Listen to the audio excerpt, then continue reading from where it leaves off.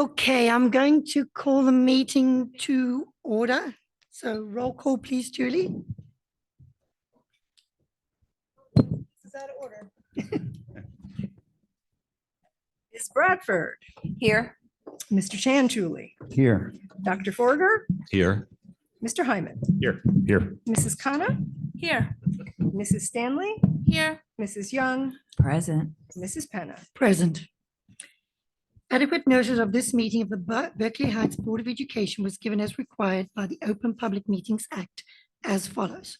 On January 6, 2023, notice of the Board of Education meeting schedule was sent to the Star Ledger and the Courier News and also provided to all schools, PDO presidents, BHEA president, and posted at the administration building.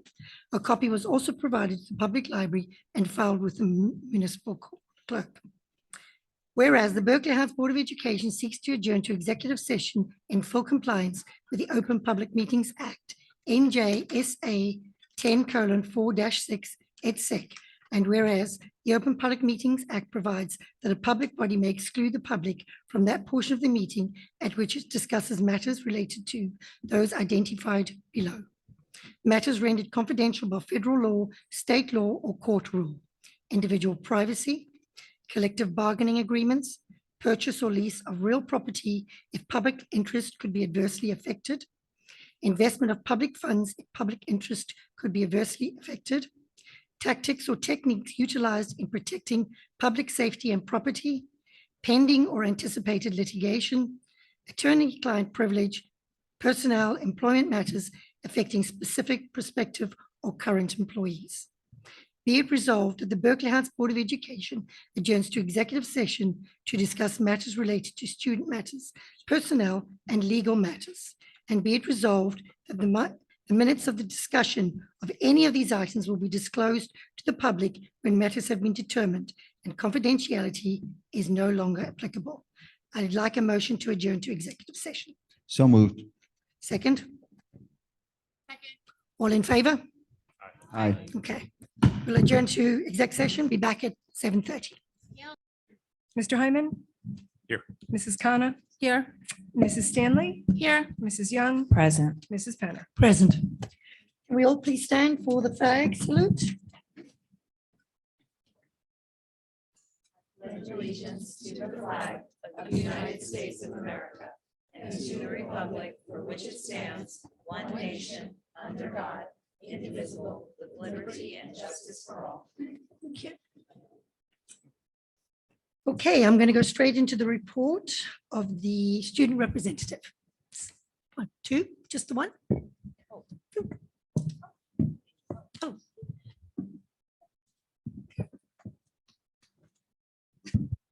Okay, perfect. All right.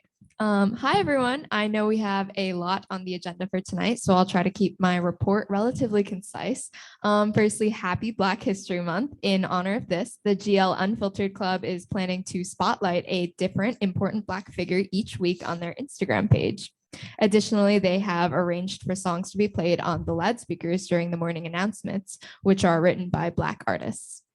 On the topic of celebration, the Understanding Asian Cultures Club held a Lunar New Year celebration meeting in honor of Lunar New Year, which was on January 22nd this year. There, students gathered to try some popular Asian snacks and make paper lanterns. Now, moving on to academics, I'd like to congratulate the Highlander Robotics team on their performance this past weekend. The team competed in their Northeast Edge League state qualifying tournament this past Sunday and ended in first place as a part of the Winning Alliance team, which qualifies them for the state competition in March. The team also earned the second place Connect Award for their excellence in inspiring others within the community. The Technology Student Association Club is in the process of preparing for their regional competition, which will be held virtually at GL this year. Students are currently completing the written portion of the competition, which consists of an essay analyzing the use of engineering to solve a real-world problem. This year, the prompt is about encouraging the use of eco-friendly transportation in cities.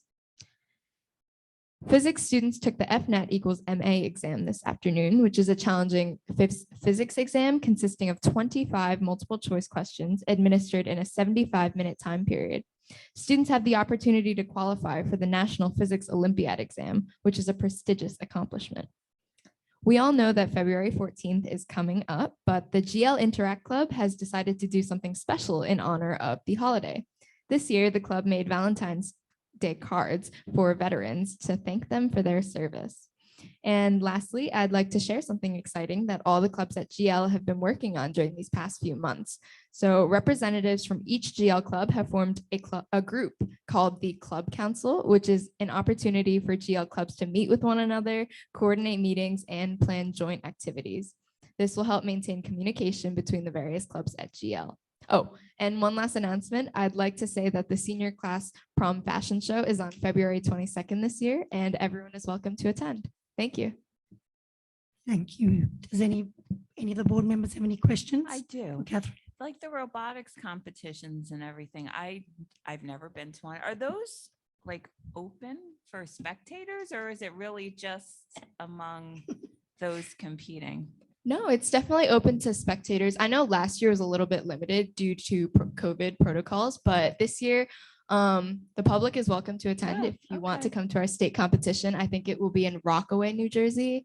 I forget the specific school we're going to, but it's a bit of a drive, but everyone's welcome to attend. Okay. No, just if you could share, that would be great. Of 'cause- course, I'll thank get back to you on that. You're on the robotics club, right? Yep. Yes, I Well, am. then congratulations on first place. That's pretty awesome. Thank you.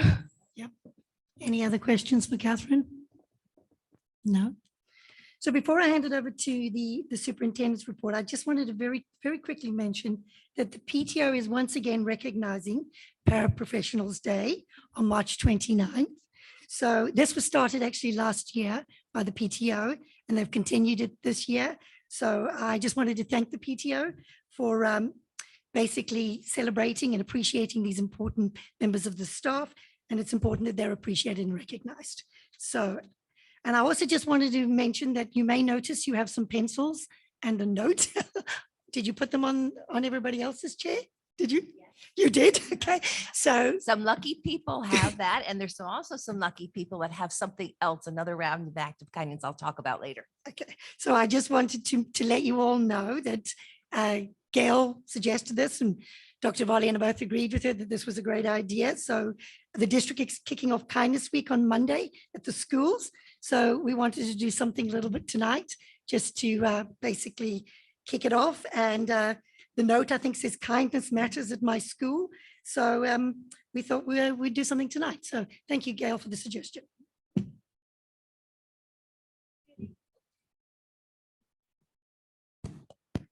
Good evening, everyone. Am I on? Okay, good evening. So my actual superintendent's report is pretty brief. I do want to mention, it's not in my written part, but our wrestling team won the sectional state championship. I think I went down again last night.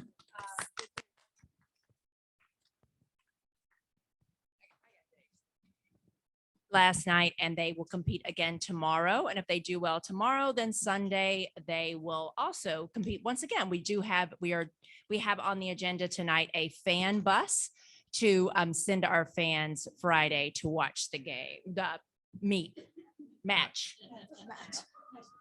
something where they wrestle. So anyway, I want to take a moment to clear up some misinformation that's out there about the incident on January 2023. While I was not present at the middle school when it happened, I did go back and watch the video along with members of the Berkeley Heights Police Department. During lunch, a student walked up to a teacher and made a statement. The teacher quickly moved away from the student and radioed the SLEO 3 officer. The SLEO 3 officer immediately isolated one of the students. The police arrived momentarily. While it was a terrible incident that resulted in a great deal of fear in staff and students, the handling of the incident couldn't have gone any smoother. I give a great deal of thanks and appreciation to the student for speaking up and the staff and the BHPD for reacting quickly.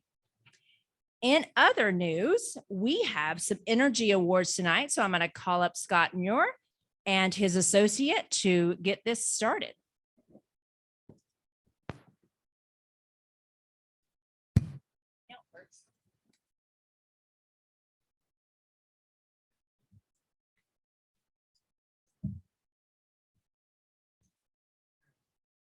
Yeah. You all hear me? All right, so good evening. For those who don't already know us, my name is Scott Muir and this is Jason Rivera, and we're from Synergistic. So Synergistic is an energy conservation company that helps school districts save money on their utilities so that they can spend it where it matters most.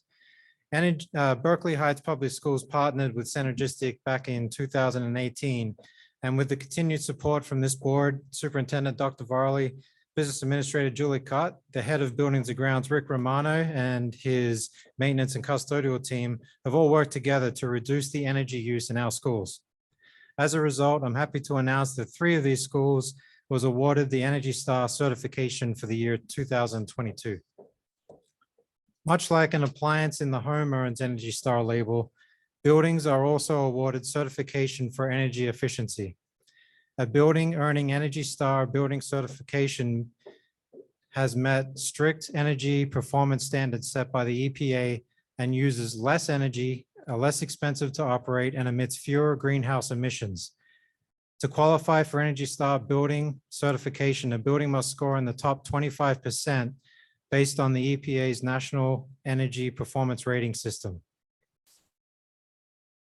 This award is significant because it's recognition by the United States Environmental Protection Agency for excellence in energy efficiency, acknowledges the district's superior stewardship of its finances and environment, and honors each person in your organization for all the hard work and commitment in sustaining an exemplary energy conservation program.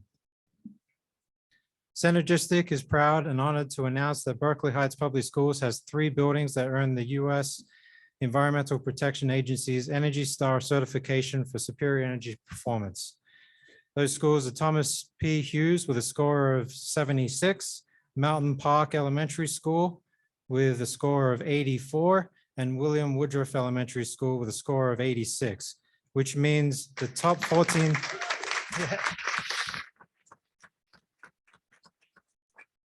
So with a score of 86, that means that the school performs in the top 14% in energy efficiency amongst all elementary schools nationwide. So on behalf of the United States Environmental Protection Agency and all of us at Synergistic, congratulations on the significant recognition. And we're very proud of our partnership with Berkeley Heights Public Schools and your commitment to protect the environment, both for today and for future generations. So can we please have a representative from each of those schools to come up and collect your Energy Star Award?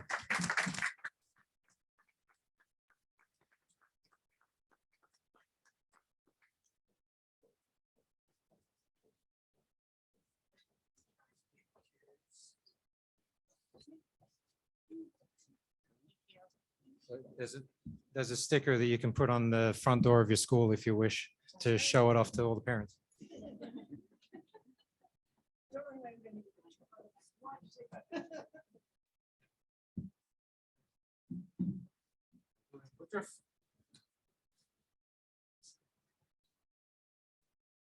Thank you very much.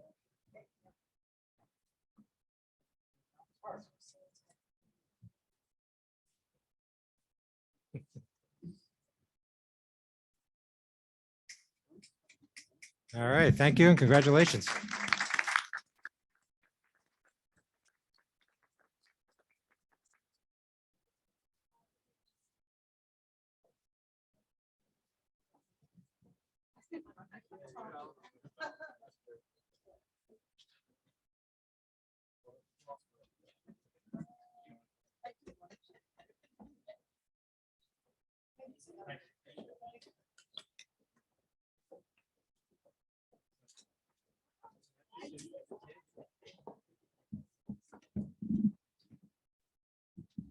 Good evening, everyone. We twice a year present on our goals. This is our February goals update. I am proud to talk about our strategic plan, which has been in place for quite some time now. And even during the pandemic, we made progress toward our goals on our strategic plan, probably not as fast as we would have wanted to because, you know, we were in the middle of a pandemic. But we sit down annually, the couple of times a year, and look at our strategic plan. And then in the summer, we make goals to address parts of that strategic plan. So I want to welcome up, I'm going to turn, speaking of energy, I'm going to turn it over to Dr. Ashley Janasco to talk about her goal within the district goals update. Do you want me to click it for you? Oh, sure. Okay, keep me going. Yeah. Yeah, before I knew it was environmental, I was like, I should be getting this award. Hi, everyone. All right, so you're clicking for me? All right. And can you go back to that? All right, so good evening. I'm Ashley Janasco, the Director of Counseling. The first goal, as you can see, of our strategic plan is to improve the overall climate of our schools, to enhance student interactions, and to provide a safer, more productive environment for our students and staff. Some of our actionable items. So from 2022 to 2023, the school year, we had identified specific tenets for students and staff that are actionable and necessary to contribute toward our wellness goal. Broad-based actionable goals that ensure our district at large and individual schools within the entire Berkeley Heights community receive and are part of the social and emotional education, implementation, and participation of taking care of ourselves and each other. These items include providing all district administration and staff with training to be certified as a youth and mental health first aid certification, creating a pre-K to 12 district-wide social and emotional precept framework that includes both SEL and justice, diversity, equity, and inclusion awareness, education, and practices, establishing and creating across developmental programs, lessons, and activities that increase continuity of concepts, language, and practices related to social emotional wellness, and acknowledging that one of the 5 SEL competencies of the model of Castle is social awareness. By definition of social awareness, it is the ability to understand the perspectives of and emphasize with others, including those from diverse backgrounds, cultures, and contexts. This includes the capacities to feel compassionate for others, understand broader historical and social norms for behavior in different settings, and recognize families, schools, and communities' resources and support. As such, we have worked very hard throughout the past year to ensure that we are merging our SEL and JEDI initiatives.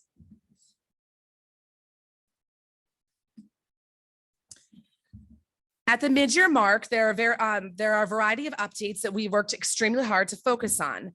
Our district partnered with the Associate Professor, Counseling Graduate Professor at the College of New Jersey to provide a training for administration and staff on the Youth and Mental Health First Aid Training certification. And if you're not aware of what the certification is, it's a certification similar to the comparison that they use is there are several of us that are probably first aid medically responsive certified. So in the event of a medical emergency, we are able to at least respond, may not necessarily be medical experts that we can actually handle, but similarly, we have all become mental health professional responders. So in the event we can see different social and emotional behavioral signs as it relates to mental health, we can respond and make sure that we're getting appropriate support for that individual student or staff member. In August of 2022, the entire administrative staff completed a 2.5-hour training and then a 5.5-hour in-person training to reach the certification. The first day of professional development coming back at the beginning of the year, it was Dr. Varley's priority and initiative to ensure that every district staff member also received this training. The training was met with, it was elementary more specific. They were in small classrooms, middle school specific, and high school specific.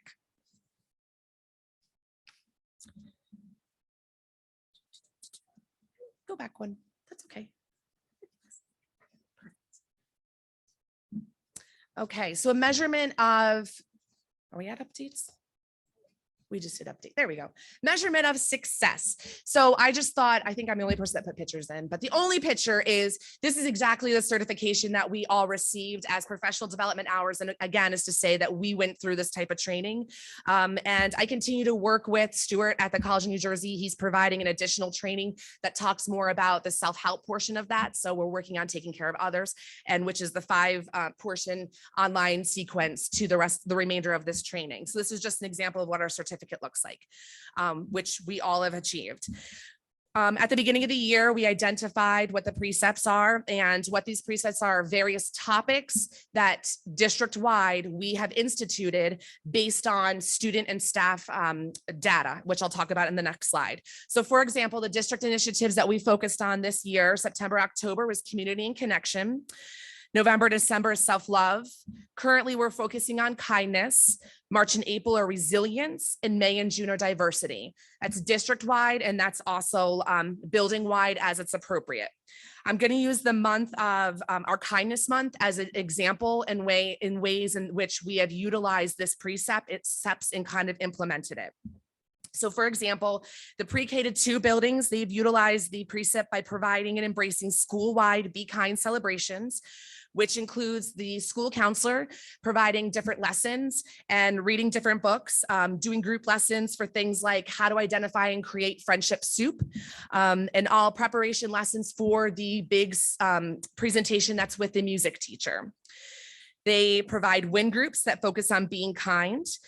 In January, they did a winter solstice celebration, Let Your Light Shine. And then the 3 to 5 buildings focusing on their kindness challenge, they provided, and well, still the end of this week, they're still providing mindfulness minutes in the morning, journal entries that are focusing on being kind and taking care of yourself, Spirit Days of Kindness challenge, rock painting, kindness reading, 2nd and 4th grade buddy classes, 3rd and 5th grade buddy classes. In the middle school, student and parents presentations on minding your mind. Student advisory classrooms are focusing all on maintaining healthy relationships. Counselor-driven lessons that are focusing on being kind. At GL, our kindness topic has been the focus of all of our Feel Good Fridays. Every Friday, we provide an activity throughout the lunch in our wellness room. It's letting students know about the wellness room. We receive 9th through 12th grade students. It's incredible. They have the opportunity to maybe go out for lunch, go outside in the cafeteria, and they love to come in and do the activities. They could be rock painting. They could be, as they say, retro gaming, like the Wii. I don't think it's retro. But just activities about and just getting to know each other and be kind to one another. So those are different activities. I'm an example of what's perpetuated throughout different months.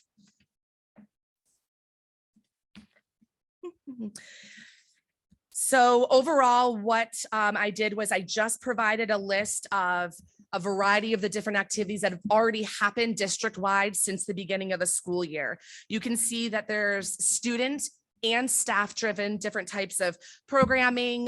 For instance, we at the high school were very successful. The 2 different times we've offered a community wellness fair that brought in different volunteer programs within the community.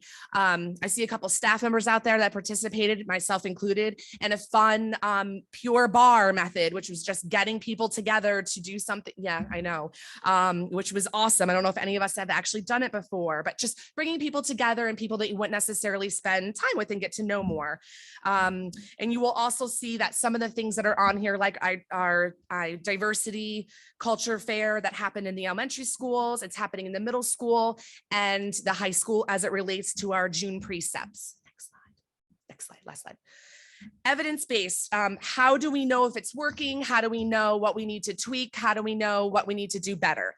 We provide in the middle school and high school before school starts, the first day of school, we provide a relatively comprehensive yet fun social emotional self-efficacy survey. We don't use that terminology, but what that means is we're trying to gain a sense of how students and staff feel about their own confidence and their own self-esteem, right? Their own feeling of how good they feel about themselves and what they could use and what they would need from us curricularly, socially, emotionally.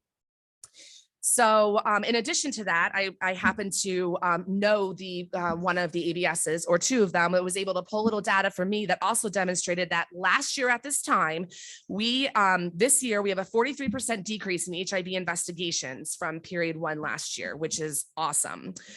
Based on some of the survey results, we found there was 69% increase in students who feel their communication skills have improved since the beginning of this year. 80% increase in students' level of self-esteem, 60% increase in students feeling that their self-discipline skills have improved, and 75% increase in students who feel their self-advocacy skills have improved. We create the precepts based on student staff feedback. And so what we've already started doing this week is looking at our data and determining what we want to do and propose for precepts for next year. So we're already taking a look at being reflective and planning for monthly and bi-monthly precepts for next year. I am now going to turn it back over to Dr. Varley. Okay.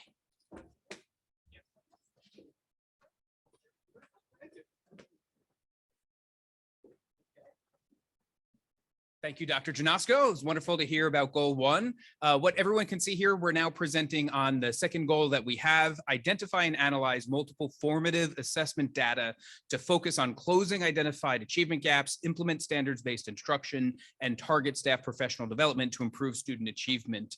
And some of the pieces that we have, the action items that we shared with you last time, is how our teams are using data to make informed decisions. So how our teachers are using data, how our administrators are working with our teachers, and how we're working as an administrative team, identifying gaps and seeing where we can help our students, where we can help build certain pieces. First, teachers are using internal and external benchmarks. So what does that mean? Those are assessments that they're giving in their own courses. These could be Linkit assessments, looking at standardized data points. These are things like the New Jersey Student Learning Assessments, the New Jersey Graduation Proficiency Assessment, the Start Strong assessments. There are a lot of assessments, and we spend a lot of time giving the assessments, but we spend even more time using the data that comes back from these assessments to be able to see how to make informed decisions. We are leveraging also our locally administered assessments, state assessments, as we define achievement. Teachers and administrators engage in intensive student data discussions. And I know that Mrs. Kopaz will talk a little bit about this as well when we talk about the touchstone meetings that happen in our elementary schools, when our middle school teachers are working in teams to look at data, when our high school teachers are using common planning time or working with our supervisors in articulation meetings, looking at data to see how pieces are going across our curriculum. And finally, administrators and teachers are analyzing and reviewing curricula based on student achievement through curriculum management and revision cycle. In December, we shared with you the 5-year curriculum cycle. I know that the board also, I believe it was December, shared that information. It was an agenda item. It's part of a process that we go through as we're constantly looking at curriculum and ways to improve through a 5-year cycle. So I'll turn it over to Mrs. Kopaz at this point to dig a little bit more.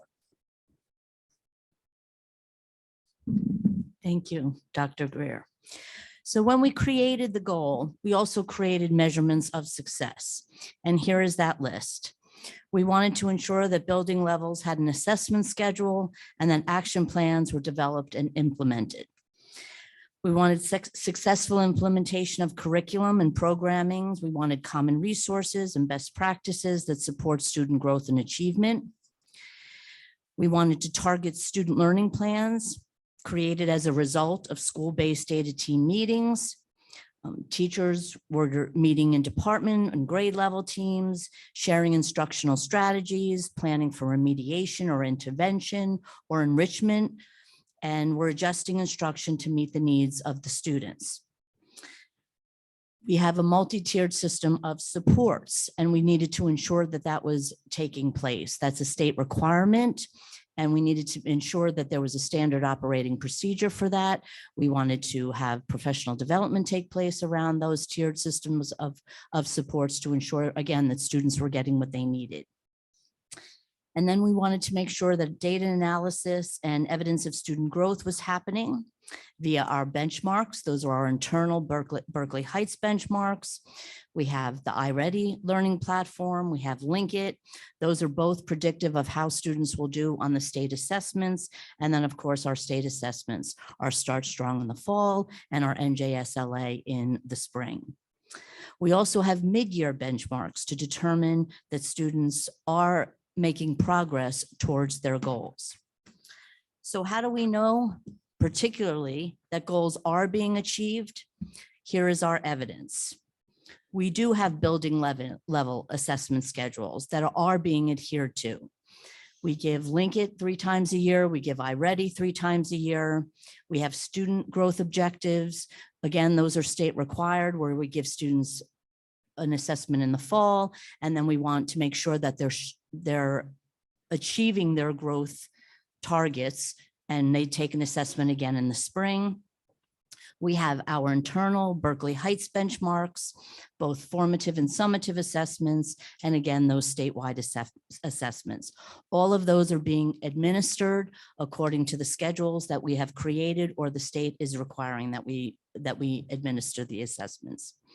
Our winter assessments right now currently are ongoing, and we're providing great evidence for us for mid-year progress.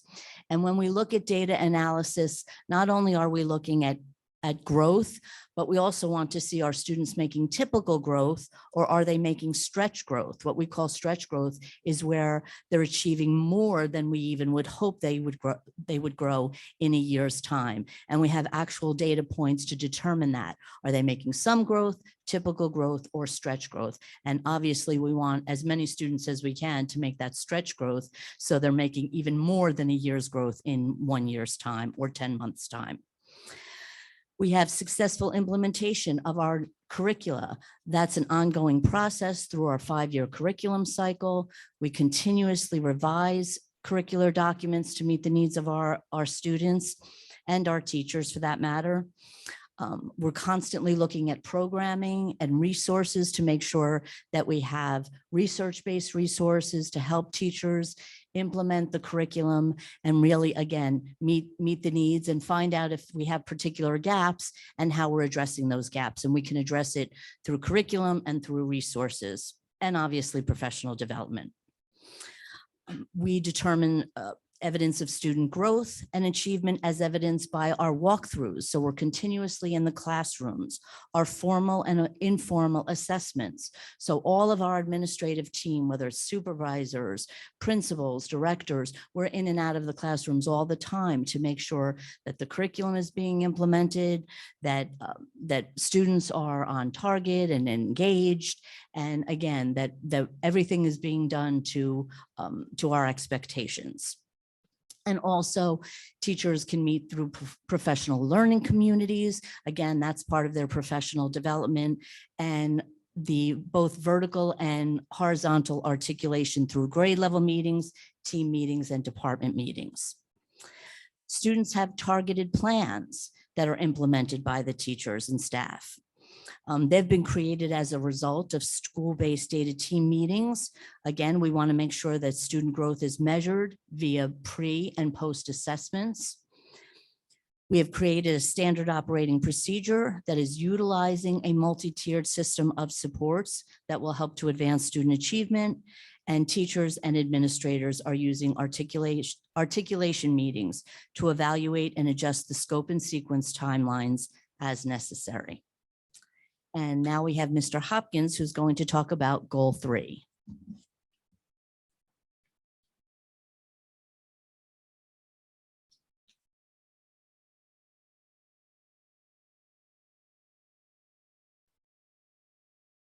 Good evening. This is our district diversity, inclusion, equity, and inclusion goal, which some clever fellow has renamed Jedi. So I am now a Jedi Master, which I'm very excited about. Unfortunately, the body is going towards Yoda, even if I'm trying to get the voice to Vader.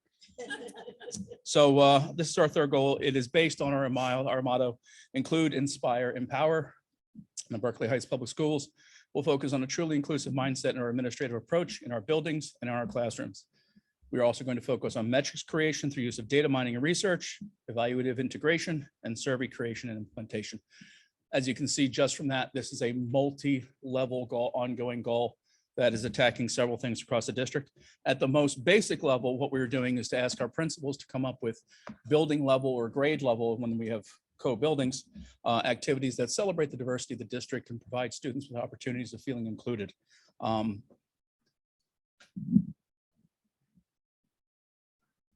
Did that help? Should I can enunciate clearly. So what this means is we're asking principals to develop activities at the building level for the students. The principals are also analyzing their data for subgroups.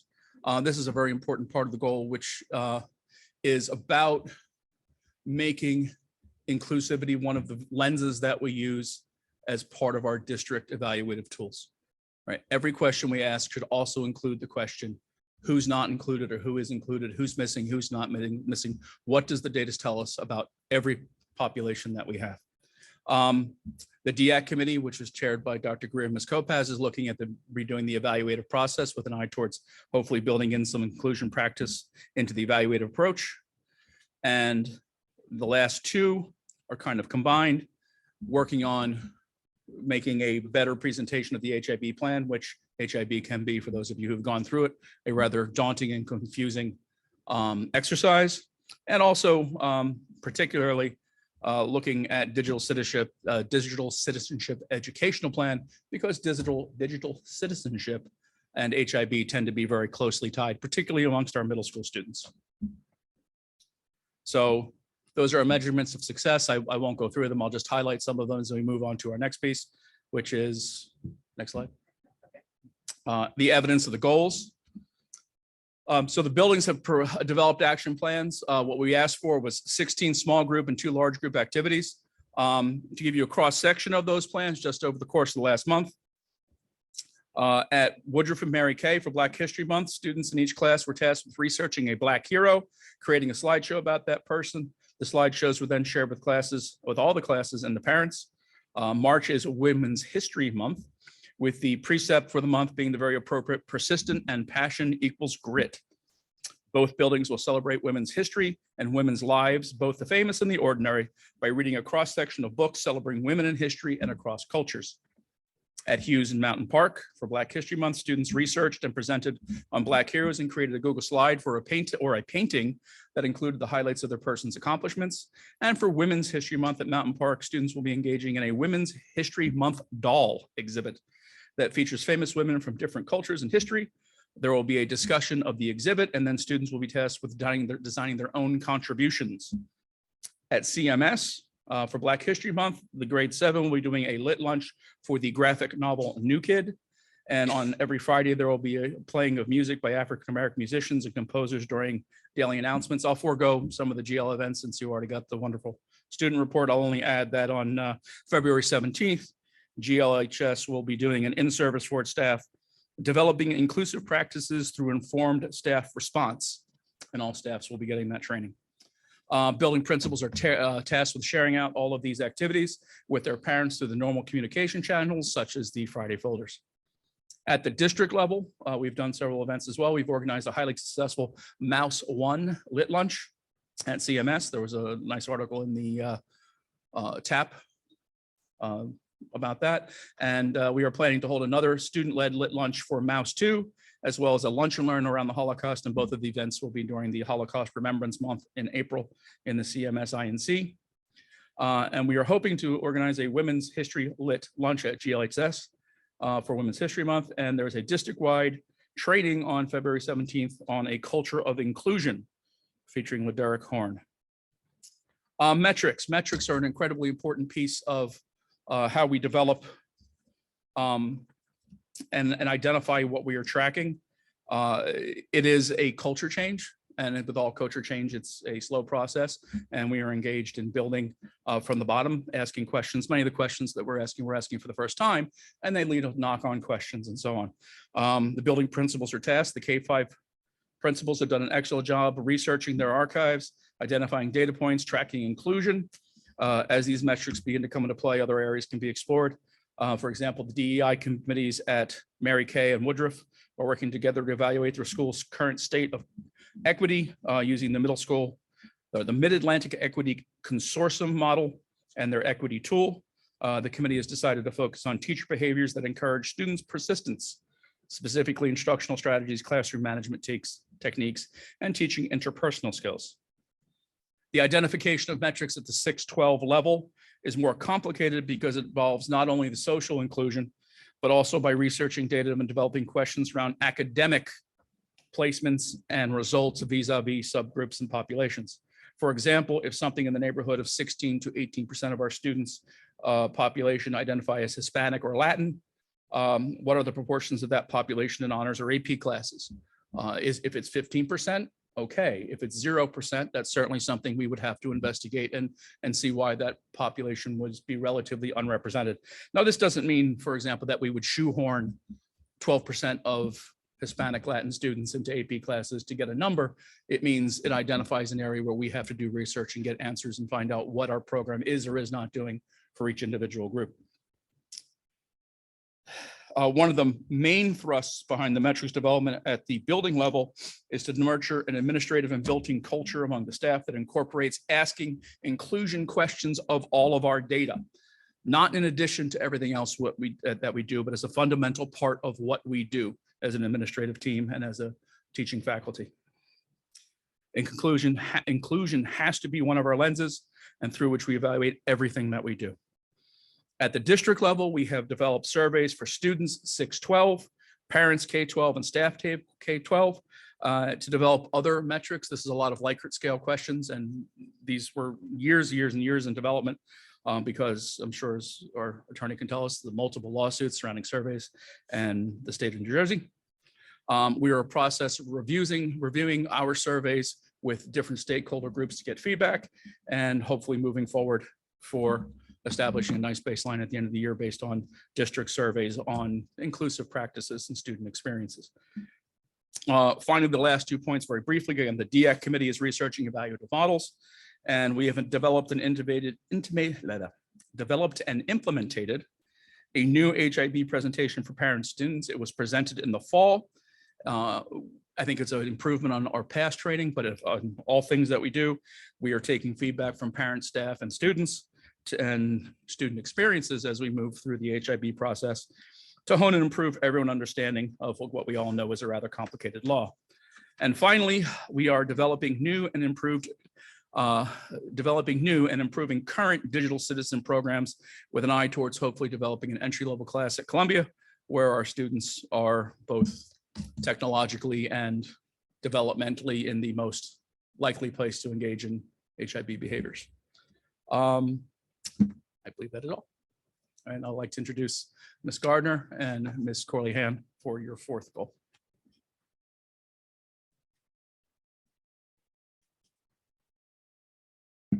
Mrs. Kopaz and I need our own podium. Yeah, stand back there so I don't look so tiny. Hi, everyone. So Annie and I are going to talk to you about our preschool goal. This was a new goal for the district this year as we work to make our preschool environment more accessible to students with more significant support needs. We've been involved in the New Jersey Department of Ed's New Jersey Inclusive Education Technical Assistance, and it's just NJIETA for short, Systemic Change Project for over a year now. We've been working with an inclusion facilitator, Eva Kovach from Montclair State University, and NJIETA. Montclair State University has a partnership with the Department of Ed for supporting preschools specifically. The project is a 3-year commitment to work with our facilitator who has observed our classes, met with our team many times, and has been providing some professional development on topics specific to our needs.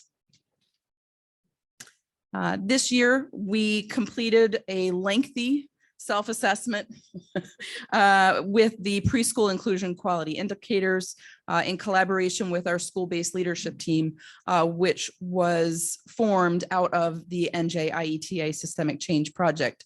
This team includes our 2 preschool teachers, one of our special education teachers, several child study team members, our district physical therapist, and Mrs. Corley-Han and I. Eva Kovach, our facilitator, facilitated the many hours of review of these quality indicators and our assessment of our programs and our resources. And it took several meetings and visits for us to get through. I believe there are 32 indicators.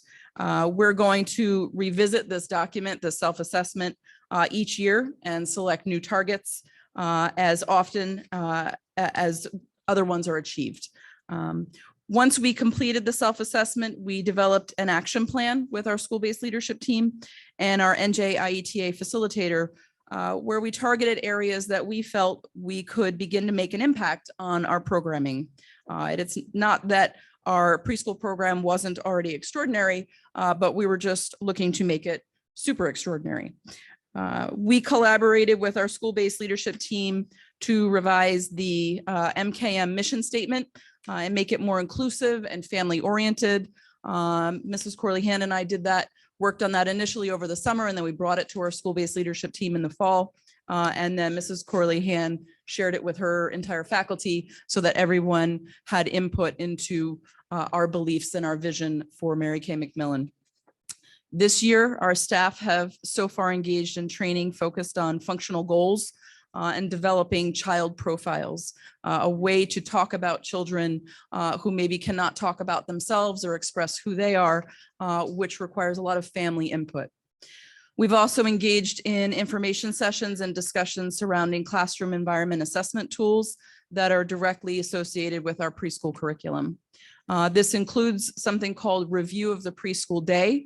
It's a document that the Department of Ed shared many years ago, and it's associated with the creative curriculum for preschool that helps our staff work with preschool routines and how they can be incorporated into the development of functional IEP goals. Creative curriculum is a state-approved preschool curriculum that we've been using for years. Mrs. Corley-Hand and I understand the value of collaborating with other professionals, sharing our story and our successes and even maybe some of our frustrations, and working to find additional ideas to bring back to our team. We co-presented at the NJPSA Fall Conference and the National TASH Conference on general and special education collaboration, because sometimes in some places that is a novel concept.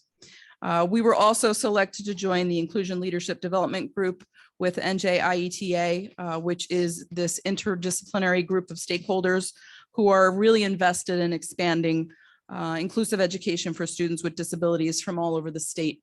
And so we've had a really great opportunity to collaborate with representatives throughout the state who are in SPAN, who are working at colleges, who are working in the private sector, who are working in other public schools, as well as the Department of Education. Additionally, Mrs. Corley-Hand was invited to participate at the National P3 Institute, and she also served as a keynote speaker at the NJASCD State Early Childhood Conference on Inclusive Practices, continuing to share ideas and receive ideas from other professionals and experts throughout the country. Our philosophy continues to be that the more that we can share our successes, the more inclusive preschools will become, in the hopes that if students move out to another district in the state, they will have similar options and experiences. And if students move into our district, they are coming from a place where they have had similar options and experiences. And finally, very recently, the preschool was selected for the Department of Ed Spotlight on Special Ed back in December. And Mrs. Corley-Hand and I were invited to talk about our approach and our mindset surrounding inclusion and early childhood education at the State Special Ed Advisory Council next week.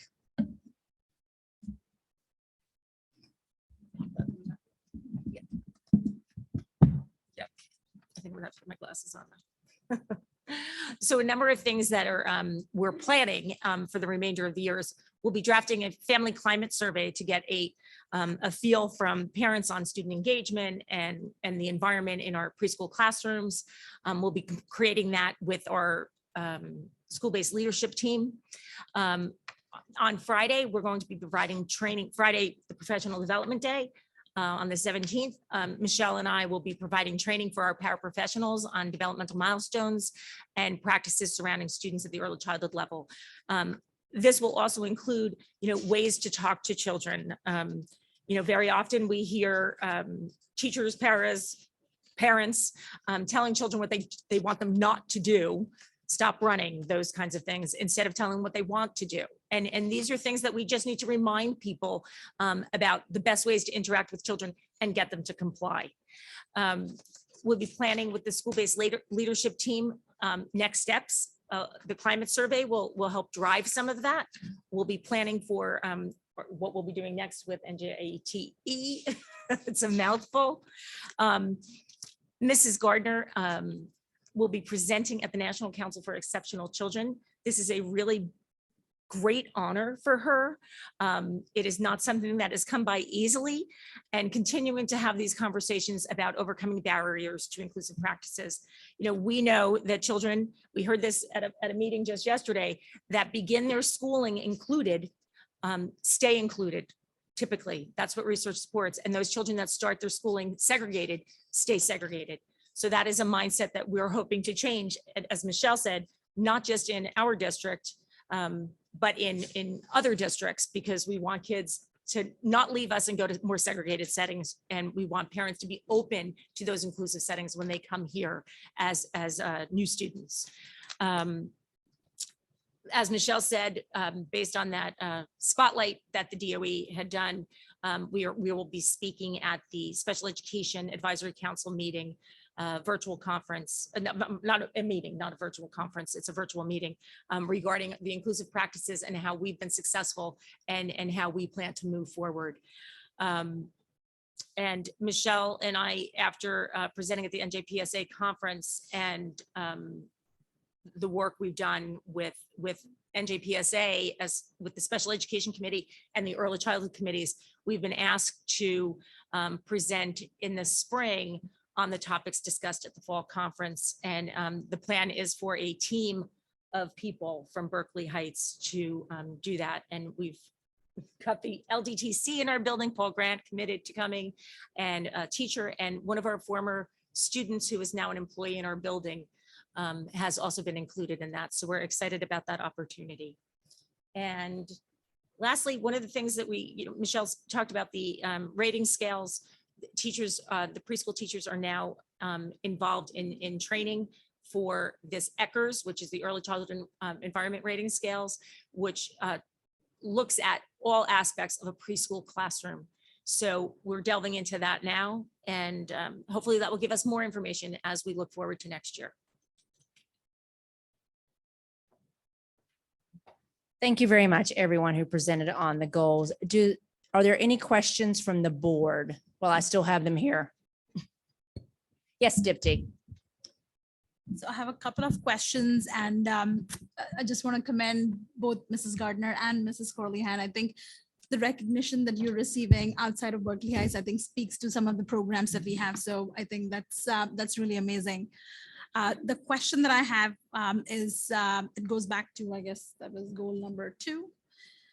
We talked about targeted student plans. I'm curious if parents are going to see sort of these, what I'm assuming are individualized plans on, whatever was assessed in the fall, what steps are being taken, like, are parents going to get a preview of that?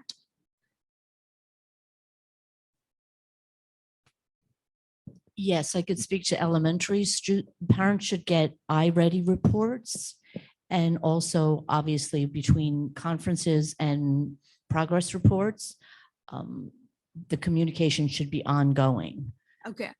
I was more curious when you guys talked about the targeted student learning plans. Is that outside of, what usually comes from the schools to the No, parents? essentially, the learning plans are once data team meetings are done, then students are recommended, either they might be recommended for WIN groups. Have you heard us talk about WIN, what Yeah. I need? Yeah.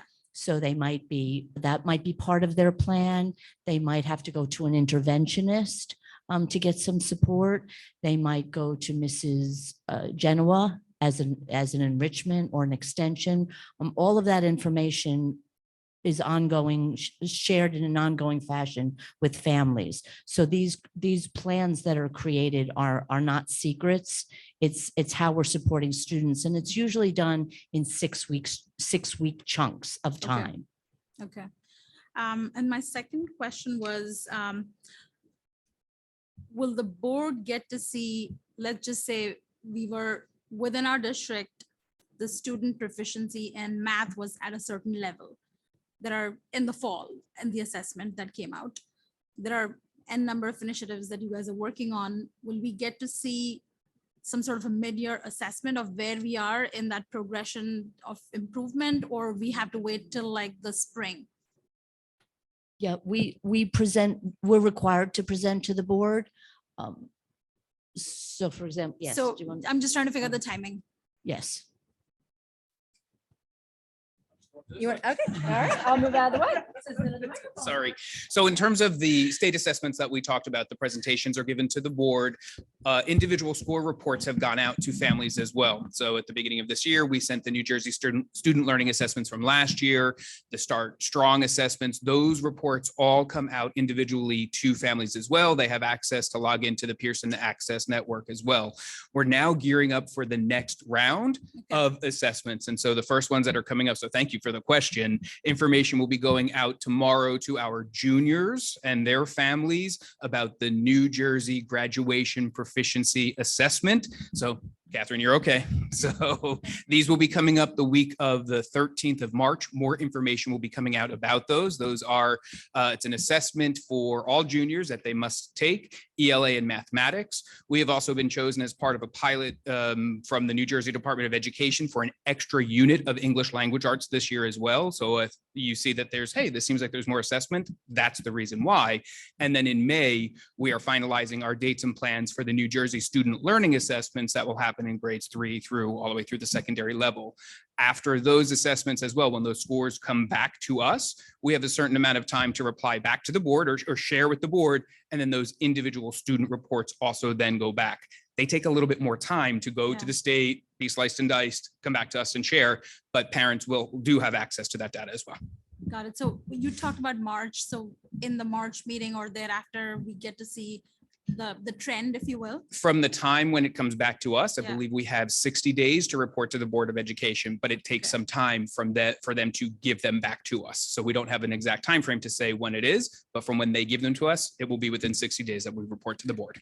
Thank you for those questions.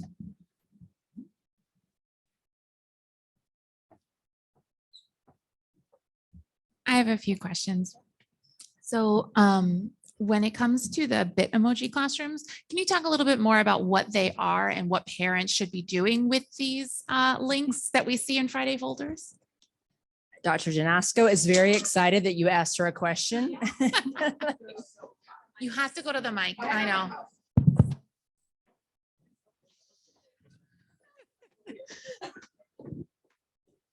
So Bitmoji classrooms, if you go into the counselor, I'm going to speak specifically to the counselors and on the district website, the wellness website that Madison Rowell occupies.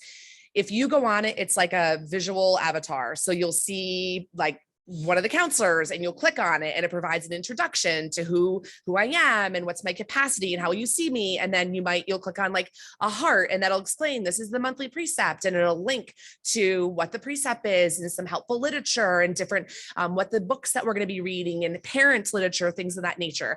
If there's any things that are going on for that month, like there's a calendar. So if there's any international celebrations, national celebrations, that's also on the calendar. You click on the little calendar and it tells you what it is and what they mean. So it's very like aesthetically nice for parents and for students. It was really a way that began during COVID, which is a good way. They started like tinkering around, which like, what is a better way to kind of communicate this information, especially for little ones and their parents, to make it more fun, right? Like, so we click on this, what does this do? So, and some of them will open up and tell you like a story or link to like a YouTube video, something like that. So for the elementary school, this is kind of like a parent Yep. and student together should be looking at this and kind of going through and. Yeah. And that's middle school as well. They have Bitmoji classrooms, a student assistance counselor. She has one as well. It's on the district wellness website. So yeah, if you go on them, it is for students, but really it's more for parents. This is what we've been doing. And this is what you can do to kind of supplement the dialogues that we're having and the topics that we're having or the different conversations with different resources. Yeah, it's Okay. kind of fun. I have another question for you Yeah, too. please. The mental health first aid, is this like an immediate need? Like we see a student in distress in the classroom or in the hallway, or is this more like a long-term, like how do we help this student? Because we see an issue, how do we do long-term help? So it's both. It's really the first response. So what we're doing is, I hate saying this like due to COVID, but there has been an increase in mental health concerns and there's been a shift in our students' behaviors. And, because of that, a lot of pressure and expectations have gone down, come out to administrators, teachers, people that aren't counselors. We're asking them to be able to survey and recognize a difference in a student and then how to respond to that. But they've never really been trained to do that. They've been trained to teach and, their classroom.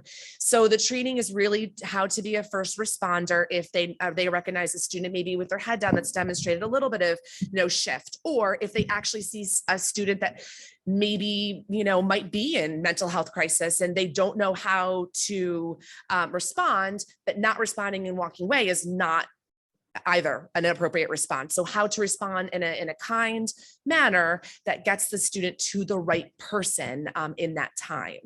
So it's helping the counselors and it's helping administration to help them identify so that there's not students that maybe, are in the hallway that aren't just saying like, can I walk you to your counselor, or, how to have those open-ended questions, not providing therapy, but how to provide those type of questions that can get the student to the right place. Okay, thank you.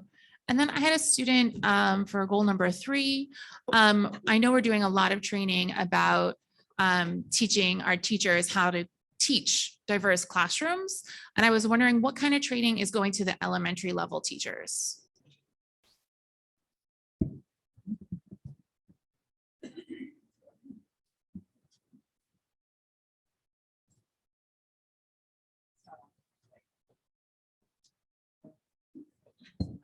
Hello? Oh, sorry.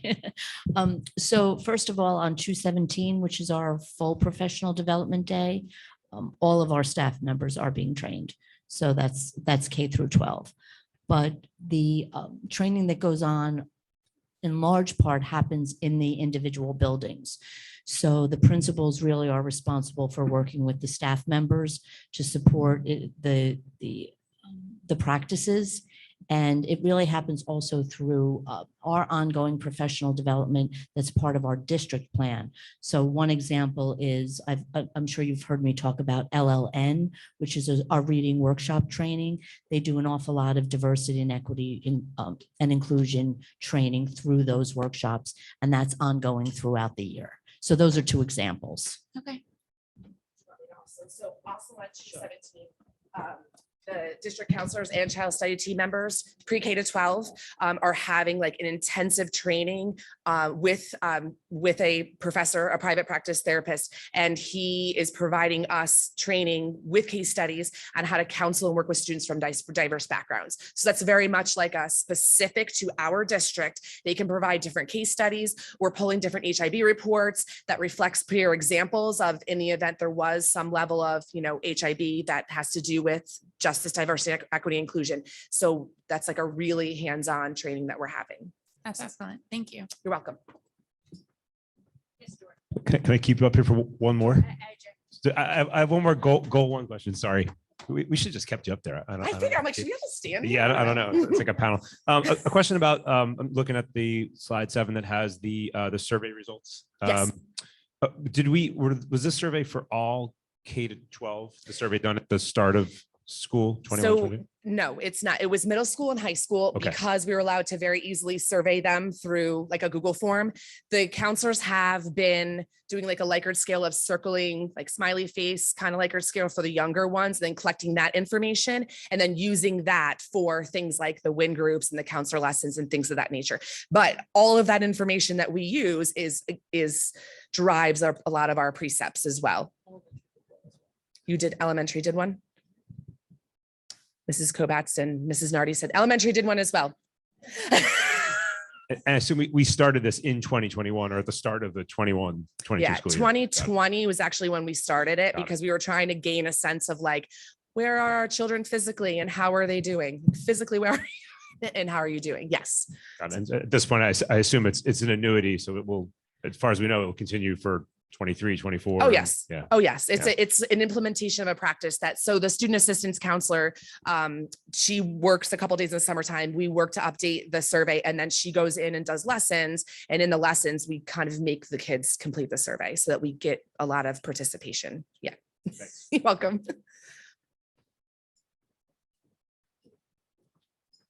If there are no more questions, I will close the superintendent's report.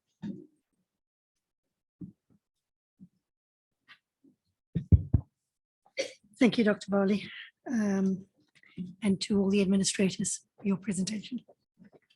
Okay, committee and liaison reports. Do we have any committee and liaison reports? Yes. Oh, sorry, Gail. Yes, I attended last weekend the NJSBA Governance One weekend paid for by NJSBA, and it was very exciting. I know Dipty's going to go next month as a new board member. A lot of information over these 3 days, and I felt I really came out with a good understanding of how a board works, even as a new member and still learning. Town council, I was the liaison to the town council. I went to the town council on Tuesday. The biggest issue coming up is we have a wastewater treatment plant that is in need of repair. And the town council voted to take a step one toward an initial repair, but there's still a lot of work to be done. The historical markers, I believe, are going to be done in cooperation with our woodworking here at GL in terms of placing them around Berkeley Heights. And there was talk of some legislation at the state level regarding Oprah modernization. I also attended the Union County Exceptional Services Committee, Hillcrest Academy, the South Campus that was flooded by the storm and had been meeting at the Lord and Taylor building in Milburn. Springfield has now moved back to their original building, and we saw pictures. It looked great. The Westlake students there in their home ec department have doing a fundraising for Valentine's Day, and they were doing chocolate covered pretzels. And if you were lucky enough to sit at a seat that had one of those, that's thanks to the home ec department at that school. And I also want to thank the Board of Education, Mrs. Penna as the board, and Dr. Varley for including the Friday focus for us as board members in all of that. So we get to see what's happening, and very excited about the kindness challenge starting next week. And we're really pleased to be able to start it off. Kindness counts. And that's one of the goals that I have as a board member. Thank you. Thank you, Gail. Any other board members, committee or liaison reports, please? So I only have one. I have the District Diversity Committee. So one of the things on our agenda for the February 3rd meeting was it came to our attention that the Livingston family enslaved hundreds of people. And when William Livingston arrived in New Jersey, he still had 2 people enslaved to him. We were notified that Rutgers have put up a plaque to recognize this, to understand our history and what it comes with. And so we are talking about what we can do in our district to recognize that as well. Right now, we're in the basic planning of that. We don't have any specific things yet. We're still talking about it, but just to recognize that Governor Livingston had a history, and it comes with good things and flaws, and we need to recognize that. We had the high schoolers talk about their cultural walk and the success they had. We also had, as Catherine talked about, the clubs are now trying to work together. So we had the dance club working with the Understanding Asian Culture Club and all these other clubs working together. And I think that's really, really something special. So I commend them for doing that. They have upcoming staff training, which we just talked about as well. CMS, I was really impressed with these students. They talked about what they're doing for Black History Month. They talked about Diversity Day coming up in June and what they're doing. They're also holding multiple bake sales to renew the flags outside that we all love outside of Columbia. So I'm just really proud of those students. And they're going to have a Holy event coming up in March. We talked about the different ways that we are talking about kindness and SEL and incorporating DE and I into some of these. So we talked about incorporating civil rights with kindness programs. We are also looking at World Autism Day in April, and adding culture to our STEAM and talking about heroes, and not just talking about the civil rights, but talking about heroes and adding that into our everyday programs, not just on Black History Month. And then we did talk about sending out surveys, which I know we also talked about tonight, and trying to get an idea of where our students are and how they feel. And we've been taking these surveys really seriously because we don't want to have any issues of asking the kids the wrong questions. They will be volunteer and anonymous. And that's it. Anybody else have a? I just have a question about the, with the history with Governor Livingston.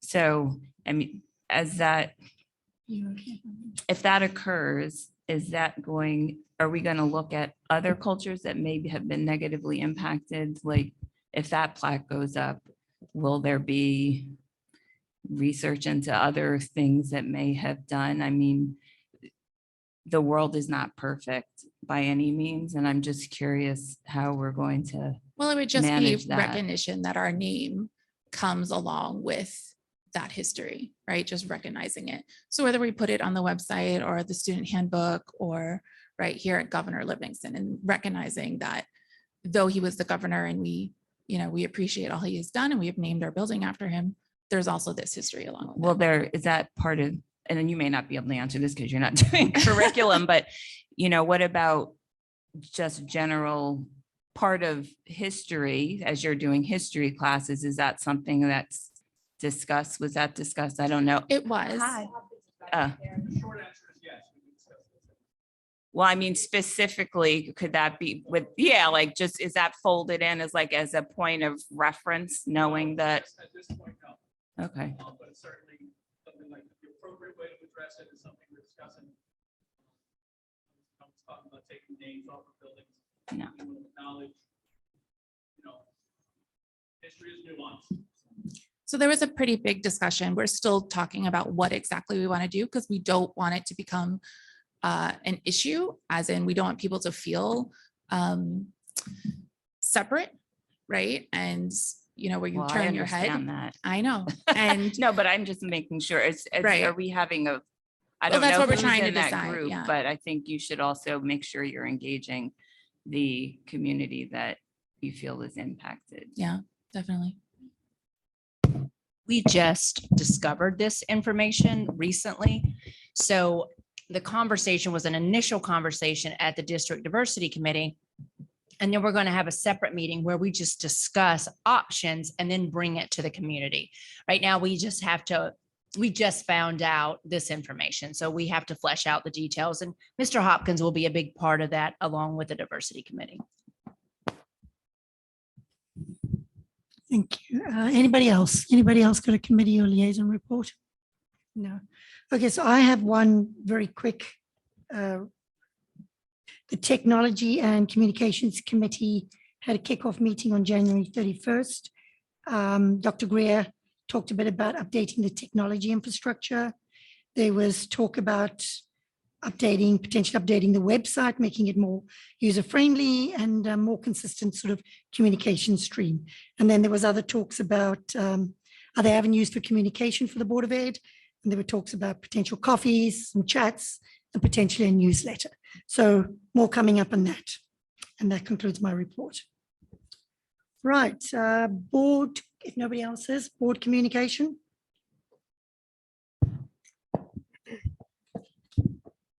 We received a few emails. One community member commented on board meeting.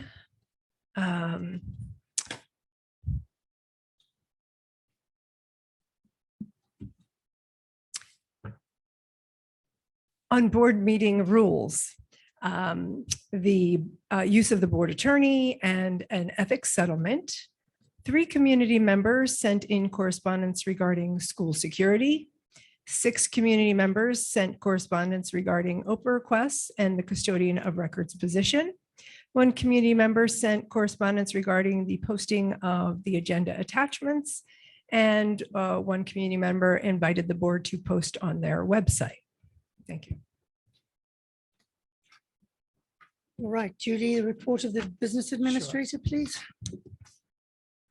So we have very little on the agenda in terms of business and finance. So I'm going to give you an update on budget development for the 2023-2024 budget.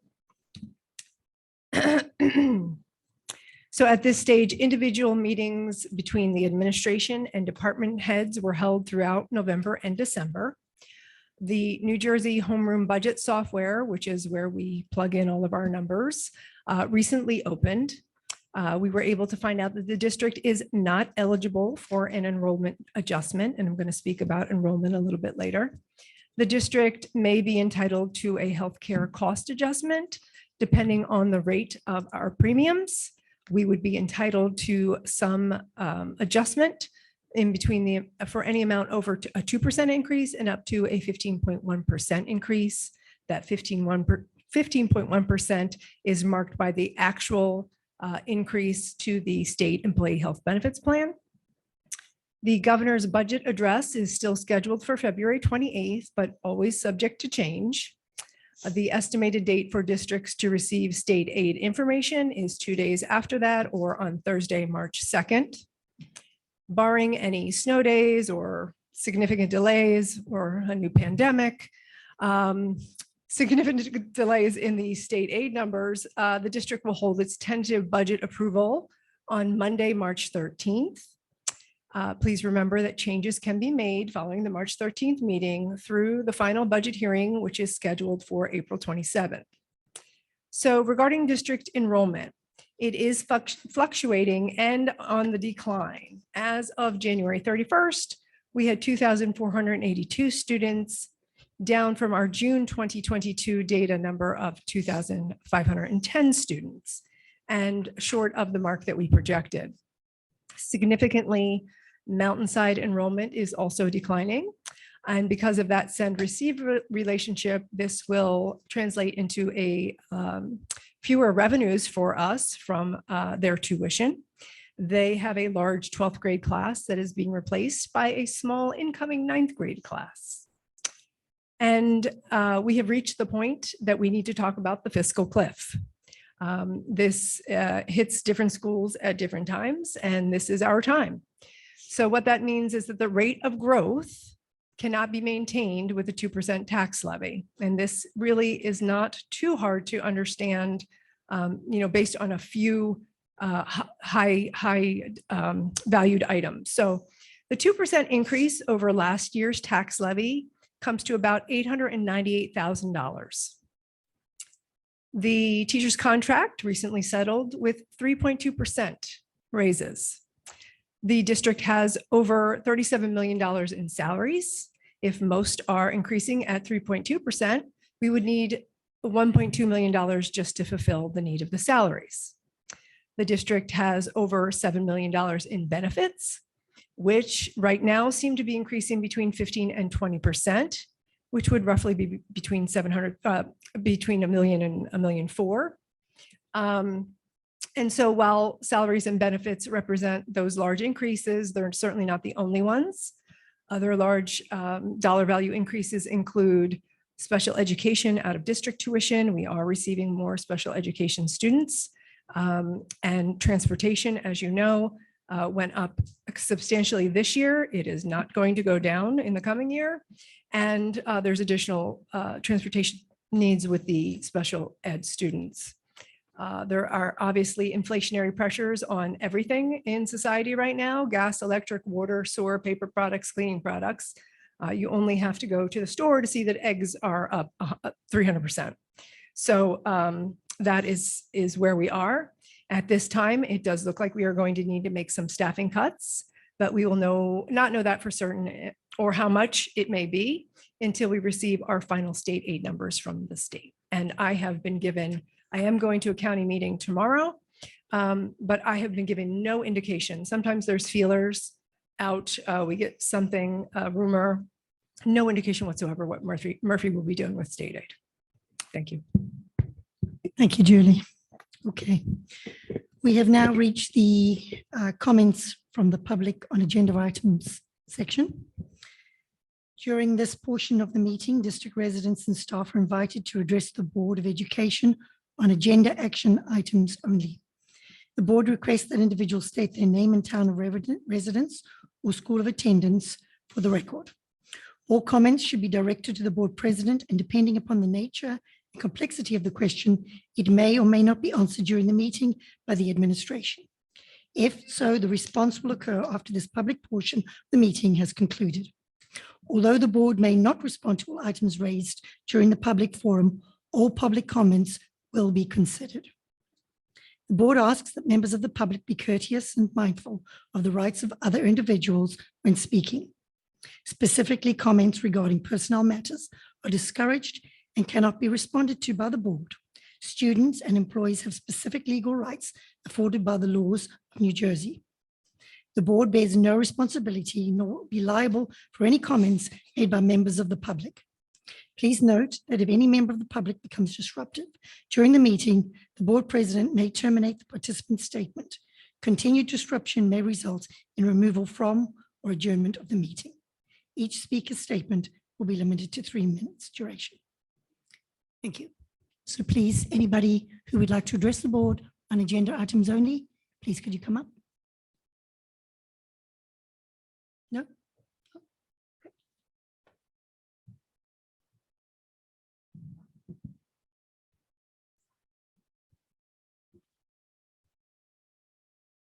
Hi, I just wanted to, commenting on the goals.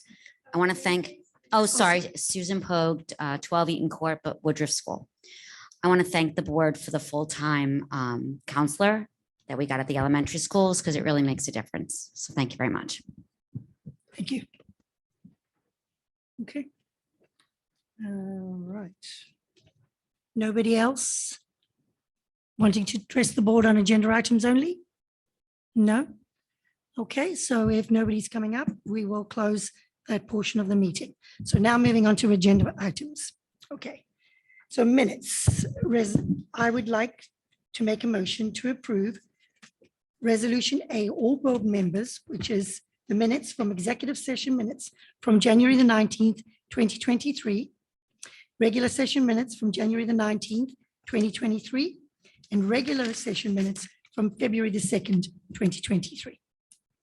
Can I have a motion to approve, please? So moved. Second. Second. Discussion. No discussion? Roll call, please, Julie. Ms. Bradford, Yes. Mr. Chanchuli, Yes to all. Dr. Forger, Yes. Mr. Hyman. Yes to A and B, abstain on C. I did not attend Feb 2. Thank you. Mrs. Khanna, Yes. and Mrs. Stanley, Yes. Mrs. Young, Yes. Mrs. Penna. Yes. Administration, Resolution A through I, all board members. Can I have a motion to approve, please? So moved. Second. Second. Discussion. I have one. Policy P2531, the use of copyrighted materials. I think in the language we talk about, hold on, I'll pull that up. We basically are saying that a student or a staff member who reproduces or uses copyrighted material in violation of this policy will be subject to discipline. Students, in this case, it's going to be the onus on the parents to figure out, what is copyrighted, like how are we going to figure that out, or how are we expecting the students to go figure that out? If they create a little presentation in school and they add, music to it, who knows, how are we going to police this, I guess? You want me to answer that? Sure. Okay, sure.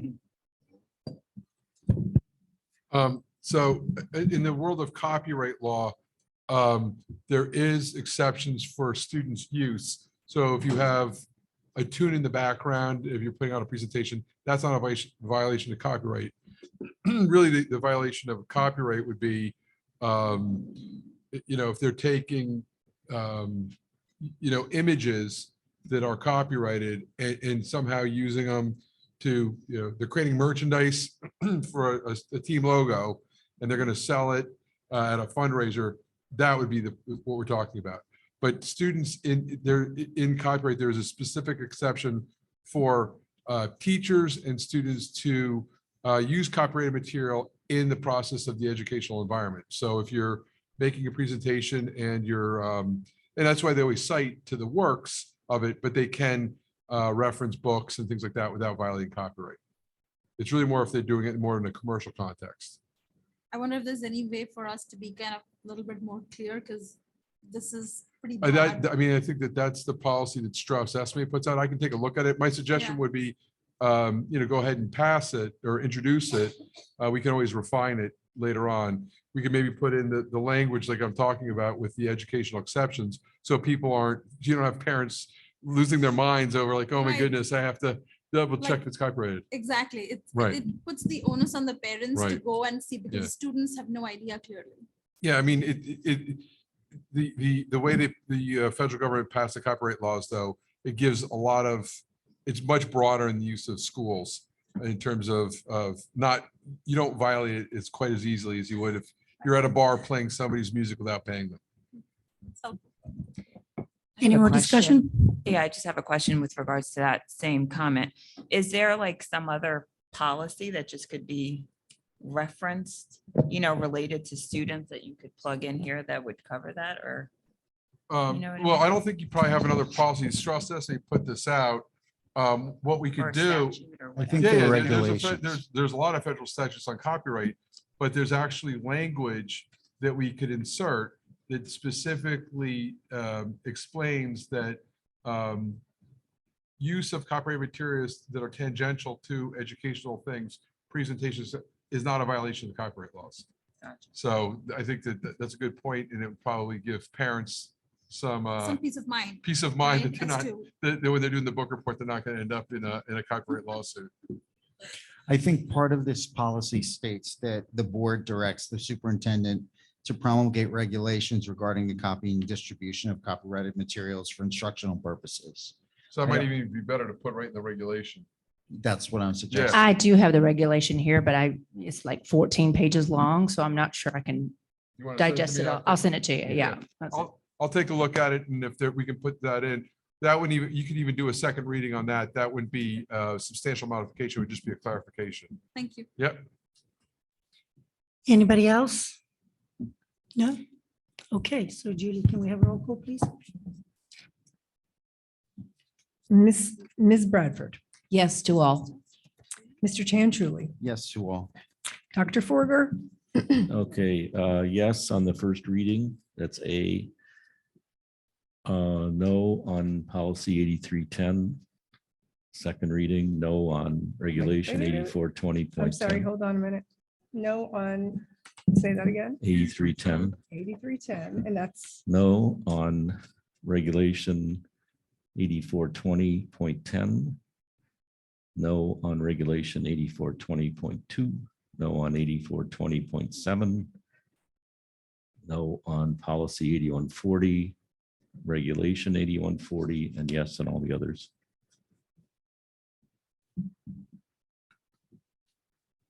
so for Yeah, B, I remember. you do, yeah. I missed the last two. I just checked the ones. that Oh, said you did no, it that way, thank you. I see. It's okay when we're in order. I mean, Dr. Forger, you jumped on me. Thank you. Yep. And that would be for B. How about the remainder, C through I? Yes on C, D, E, F, G, H, and I. Okay. Thank you. Mr. Hyman, Yes to all. Mrs. Khanna, Yes to the first reading, so that's A. Under B, yes to everything except P 8310. I think it's too broad. There are no guardrails for what's being proposed there. And a no to regulation 8420.10, regulation 8420.2, and regulation 8420.7. Looking at what happened on January 20th, I think we need some transparency as to what the processes of the district are.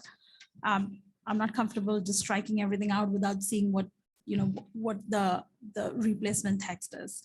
And yes to everything else, C through G. Aye. I. Yep, aye. So no to P 8310. Yep. 8420.1, 8420.2, 8420.7. That's right. And it's 8420.10, I think. Oh, got it. Yeah. Thank you. Okay. Mrs. Stanley, Yes. Mrs. Young, Yes. Mrs. Penna. Yes. Okay, approve appointment resolution A, all board members. Can I have a motion to approve? So moved. Second, sorry,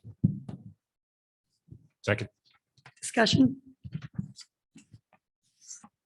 Yes, I would like to have a discussion. I am a new board member and I've been on the other side of this issue of the open requests in the public. And for the past 2 years, and I've had a lot of questions. I've had a lot of information given to me. And I've had to reevaluate and look at everything that's been given. And I want to thank everyone on the board, in the business office, and to commend them for answering all my questions. When I asked questions, I got information from other board members, from Dr. Varley. I've been given a lot of information about this, and this has all contributed, this new information that I've had in this past month and a half since I've been on the board has contributed to a decision that I'm going to be making tonight. But I want to thank everyone for the information. Thank you. Thank you. Any more discussion? Deputy. This is for, yeah, this is the approved annual appointment, correct? Yes. My understanding is that we don't really have a position called custodian of school records designee. Is that right? We don't have a formal position like that? We do. We approved it in the December meeting. Are you sure? Because I checked and the exact title that you have here, custodian of school records designee, I can find it. It's in the policy. That's what's. Yeah, it's this. So the policy states custodian of school records could be the business administrator or the designee. So this is just adding the word designee. Could certainly. We can strike it remove out if or it make makes everybody feel parenthetical. better. Tom? I'm not sure. I guess you're talking about 8310 public records. And the title in there is custodian of government records. So there is no custodian of school records position. And I don't think we ever created that position. So I don't think we can even appoint somebody to it. I can look up the agenda. Well, you actually, the law under the Open Public Records Act mandates that all public entities have a custodian of, you can call them school records, governmental records. That's mandated by law. So you have to have somebody designated. So you guys can take out the word designee, but you have to have, you can call it. He's taking umbrage Right, with the but the word school policy. instead of. Oh, no, no, just, In our you can change, you can district change is this that right now. the title is custodian of government records. So you guys There's could no- amend this to be custodian of government records. That's fine. That's, you can call it government records.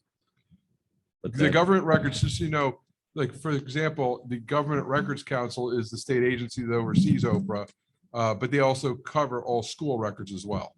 So it's a broader statement than school records, but I see no problem changing it to custodian of school record, of the government records, which is consistent with your policy. Any more discussion? So is that Would- gonna? Go ahead. Hmm. Go ahead. Okay, so who does this person report to? If there is such a thing as custodian of government records designee, who does that person report to? Well, ultimately, this person would report to the chief school administrator, who's Dr. Varley, who oversees all employees. And I would imagine that in hierarchy, I don't know the person's other position, they would report to Dr. Varley. So this is a direct report to Dr. Varley? I don't know the person's position, so I can't speak to that, but Dr. Varley oversees all employees in your school district. So that's who they report to. And who does their evaluation? I do that evaluation in conjunction with Ms. Cott. So the position is custodian of government records designee. Is that what we're creating? No, I think it was amended to be custodian of governmental records. Is that what you just asked for? So the motion should be amended. So it's the appointment of the custodian of government records, which is consistent with your board policy.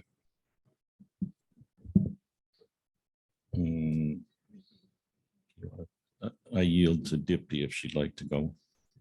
Just have a follow-up. So we debated this in the last meeting. And I thought it was the exact same problem as what we have here. No. We never had that position created, correct? We did. It's on the 12/20. I'm looking at it right now. It's on the 12/22 agenda. And it was the creation of the stipend for the custodian of school records. And then what we had last time is we didn't have it in the policy where there could be a designee, but you just approved the 8310 where it can be a designee. We What was- tabled the individual appointment of a person. So in the December meeting, did you create the stipend or did you create the position? It sounds like you guys created the stipend and in the policy that was just approved, the 8310, so let's just back up. The custodian of governmental records is mandated by law. That's in the Open Public Records Act. So what you did in the policy is you've created the ability to designate somebody to serve in that statutory role for the district.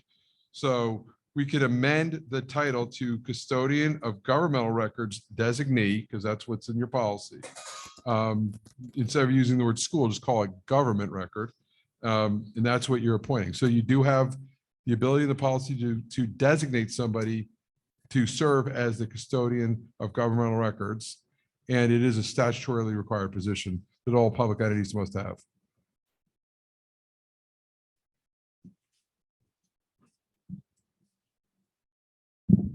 I think that we're talking about, it's semantics, whether it's school records or governmental records. I don't think you need a formal motion to amend it. I think you guys can just, when you read it, just it should be the appointment, the following annual appointment, custodian of government records designee. Okay, if there is no more discussion, can I have a roll call, please? Ms. Bradford, Yes. Mr. Chanchuli, Yes. Dr. Forger, No. Mr. Hyman, Yes. Mrs. Khanna, No. Mrs. Stanley, Yes. Mrs. Young, Yes. Mrs. Penna. Yes. Motion passes. Okay, education.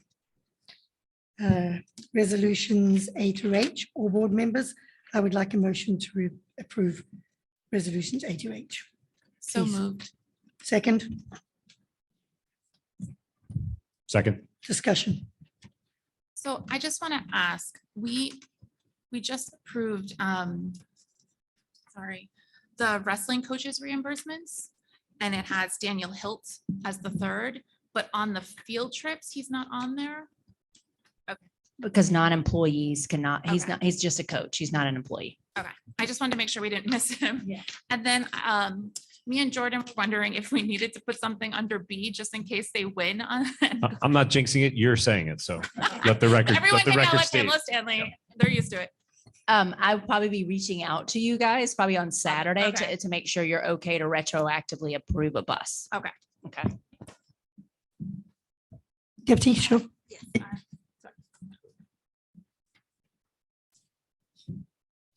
I have a question about F. The Challenge Day Ignite School Connectedness Program. Is that a one-time program or is that like a series of sessions? And then it says it provides 100 sophomore students. Is that a limit? Is it not available to everybody?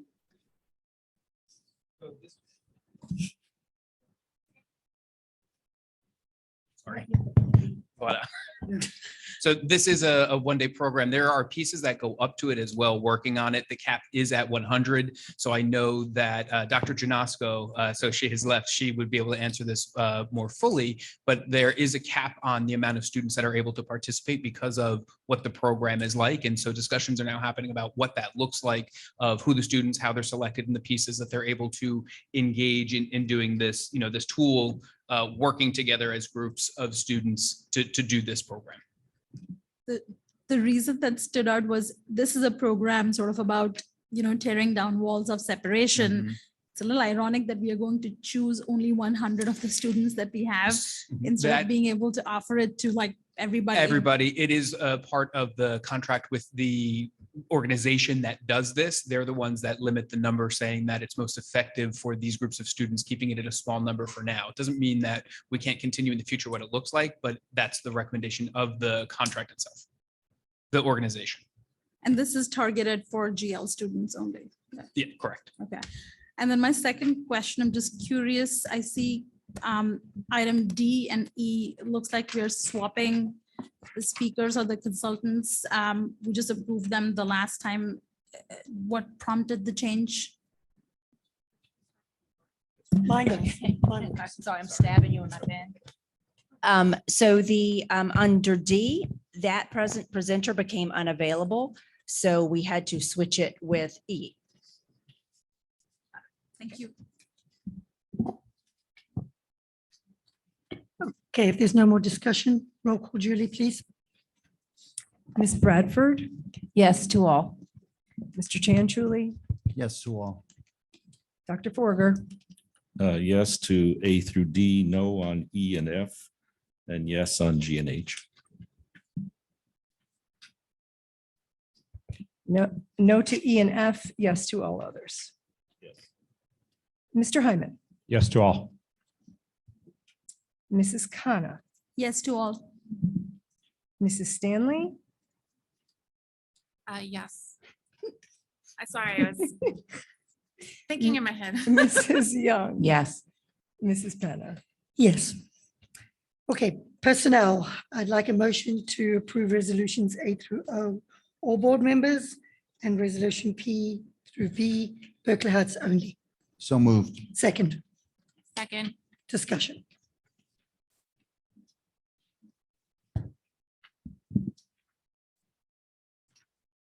No discussion? All right, moving on. Roll call, please, Julie. Ms. Bradford, Yes to all. Mr. Chanchuli, Yes to all. Dr. Forger,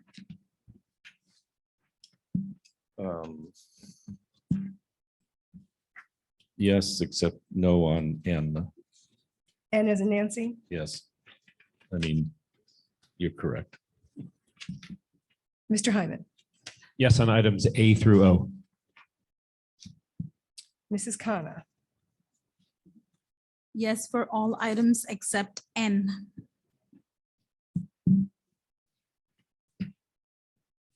Mrs. Stanley, Yes to all.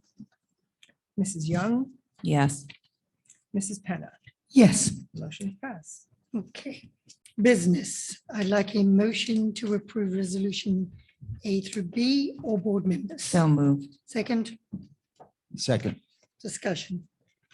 I have a dumb question. I don't know if we know this or not.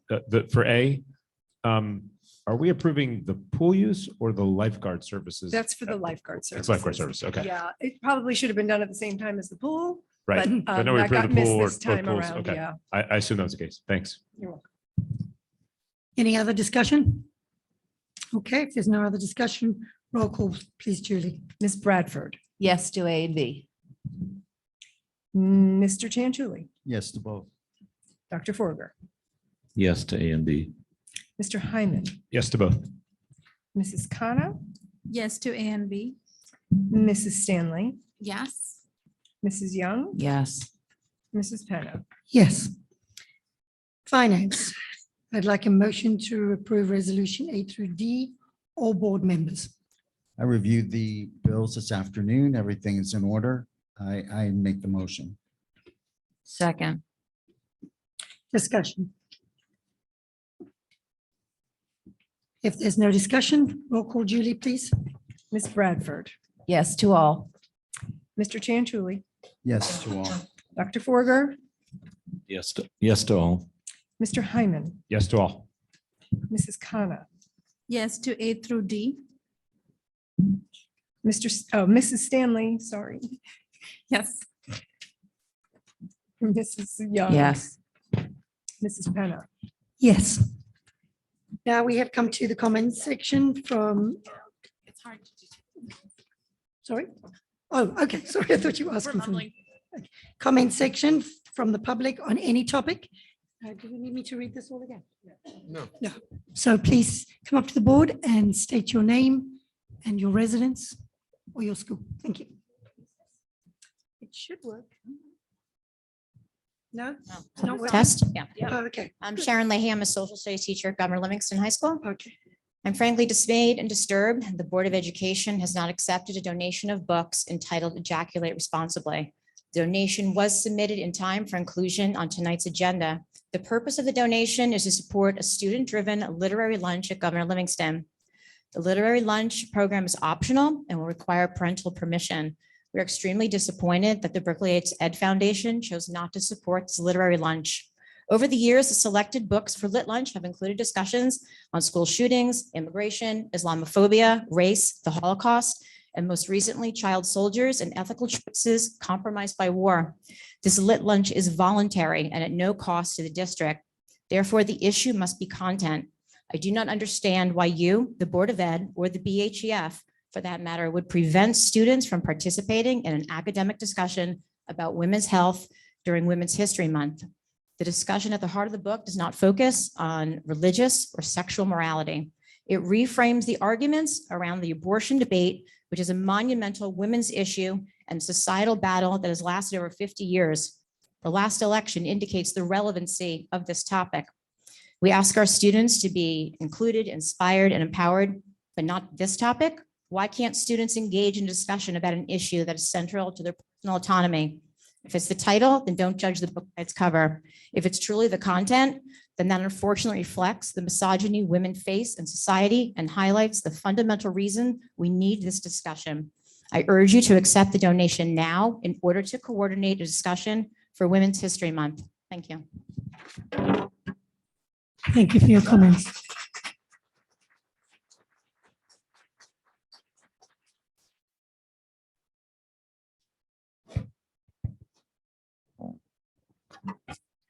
I'm Peyton Buckley. I'm a junior at Governor Livingston High School. In discussing the sexism that me and my peers have experienced and what we could do to better educate and empower women within our community, Mr. Hopkins offered us, as he put it, a voice in our community and directed us to Ms. Leahy's idea for a lit lunch on the book titled Ejaculate Responsibly. This was meant to be an opportunity for us to have a safe place for a discussion of hard topics, a discussion that would no doubt enrich our community on really important yet rarely discussed topics such as sexual education in America, prejudice in the medical field, and our culture's attitude towards sexually active women. I would like to start by alleviating some of the concerns that I've heard regarding this book and its discussion. I want to point out that this novel is incredibly well-researched and regarded. It takes a relatively nonpartisan approach towards issues such as abortion and continuously cites relevant and reliable data to make a total of 28 supported claims. For a piece of writing on such a complex topic, the novel is also notably written in simple language and is rather short, which makes it incredibly easy to understand and accessible for a wide variety of students.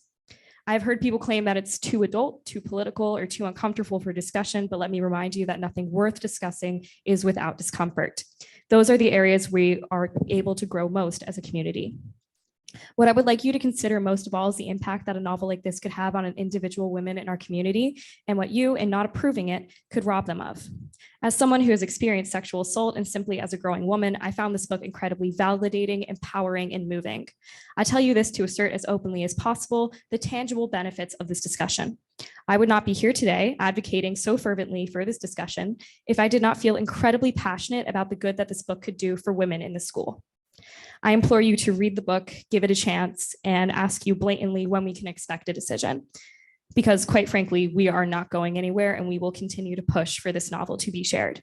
The last thing I want to do is deprive our high school community of the opportunity to share their voices on their rights and on their bodies.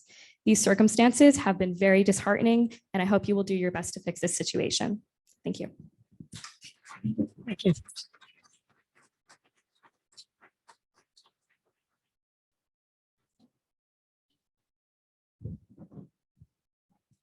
My name is Karina Gerhauser, and I am a junior at GL, and I would like to continue this discussion with the fact that books of this nature, meaning the biological and psychological aspects of pregnancy prevention, should not be banned for discussion amongst the teens of GL. It is an opportunity to create a sense of community among the women who would like to participate and men that would like to be further educated and informed on this subject, which I would like to add, no voice is silenced, and this is open to all. I would also like to bring attention to how this literally lunch is optional. If parents do not want their child to participate, they do not have to. It is for students who are comfortable in taking part in this discussion, who have parents which allow them to. This discussion can also have permission slips. So if a parent is truly worried about the involvement of their child, then their child will not be allowed to participate without a parent's signed slip. On the other hand, administrators and Board of Ed staff, this is not a funding issue to consider.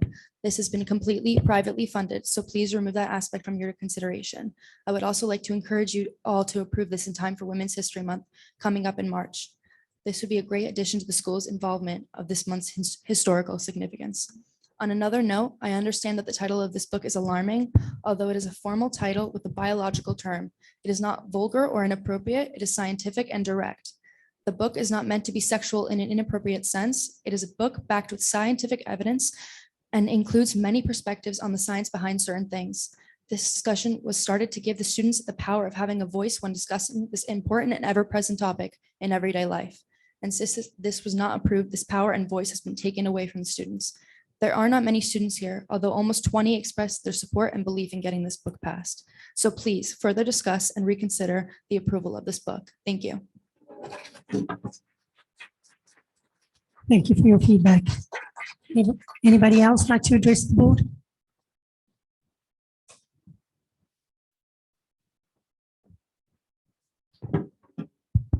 Good evening, Margaret Ellis, 102 Twin Falls Road. As one of the parents who is sponsoring the books for this literary lunch, I am very disappointed that this was not on the agenda for tonight.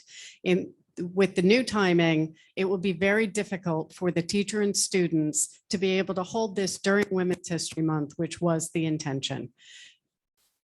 The title of the book may be provocative to our generation, to my generation, but it isn't to these students. These students chose this book. They deserve to be heard. They deserve to read together a book that is fundamental to their lives. So please do whatever research you need. Talk to Mr. Hopkins, talk to Mrs. Leahy, read the book. It's short. It's only 138 pages. So it's very informative. It's very straightforward, and the students picked it. It's a student-led program. Thank you. Thank you. Anybody else like to address the board? Hi, Sai Bhargavi Akiri. I would like to ask the board president and the superintendent if you could give me an ETA on when my questions will be answered. I've sent an email this afternoon, and these are questions from January, I think the 5th reorg meeting, the January 19th meeting, and all the meetings till date. So if you could give me, you can respond to my email and tell me by when will these questions be answered. That would be great. Also, is the board documenting? I know I heard the statement that was read before the initial public citizens hearing. My question is the board documenting all the questions and the comments made at the board meeting?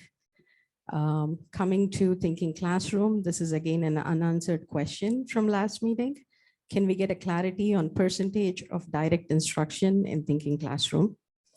On remote participation on Zoom, again, an unanswered question from 2 meetings ago.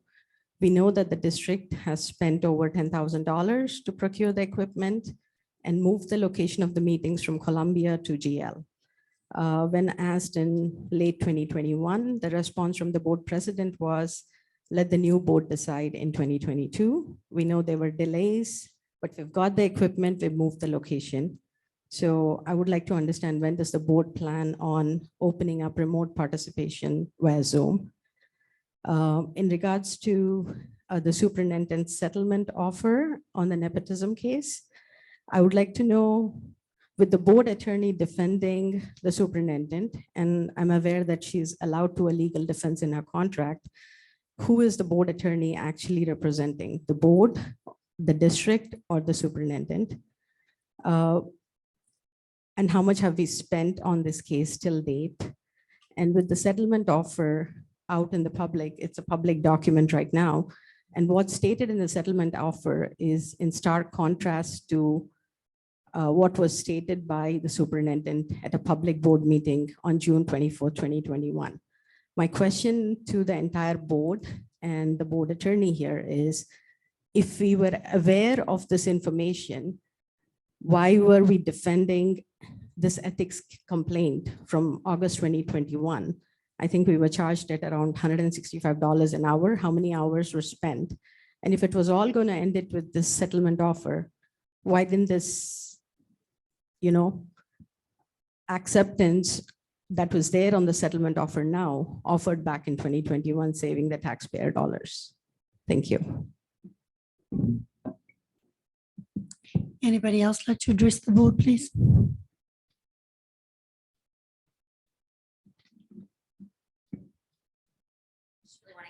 Chair, it's really uncomfortable. So I just want to say how proud I am of these girls. I remember them when they were younger. So it takes a lot of courage to get up here and face a bunch of grown-ups. So your voices were heard tonight. I hope people are listening. I'm one of the families also that is supporting this literary lunch. So thank you for consideration. Thank you. Anybody else like to address the board? No. So if there is nobody else who'd like to address the board, I'll close the public session. So I'll see if we can answer some of your questions tonight. If we can't answer your questions tonight, we will get back to you to make sure that your questions are answered in a timely manner. So with regards to the book is going to be on the agenda, the March meeting for the board to look at approving. So it will be on the agenda. Okay. With regards to the question for your Zoom side, the answer I have is that will be a discussion at some point with the Technology and Communications Committee. So that is to be determined. And Dr. Greer, did you want to answer the question regarding the building thinking classrooms? Our teachers continue to differentiate their instruction based on the students that they have in their classrooms. We work in professional learning opportunities, specifically next week, the work of Carol Ann Tomlinson for differentiating based on their needs. So students are able to get what they need based on their students. We hear the feedback. We held 6 small workshop sessions, had information come from parents as well as we continue to adjust instruction based on the needs of our students. Thank you. Are there any other questions of the administration? Nope. So if there's any questions that we haven't answered this evening, we will do our best to get back to you. Thank you. Angela? Yes. Sorry. I don't know if we know this. So March 13th is our next meeting. Yes. Does a potential approval of the book on March 13th allow for the timing of the lit lunch in Women's History Month? I don't know the timing of all this, but no. I'm not actually sure about that.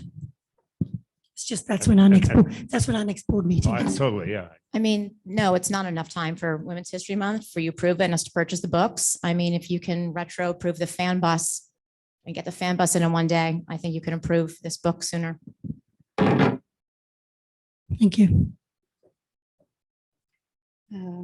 So if there are no answers to the questions, we'll get back to you with the ones we don't have. So I would like to then close the public session. New business? Anybody got any new business?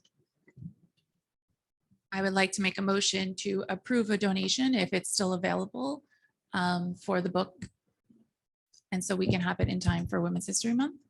I think this has been a student-led issue, and I know many of us are aware of the book and have looked into it ourselves.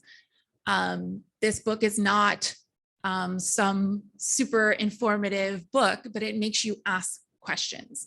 And that is what we want our students to do. We want them to ask questions and have a forum to actually talk about these things. And I think that we should support our students. And I would appreciate if we could have a motion to vote on it tonight, if that donation is even available. Dr. Farley, do you know if it would be available? Is it something? I would have to ask her. She was the one donating.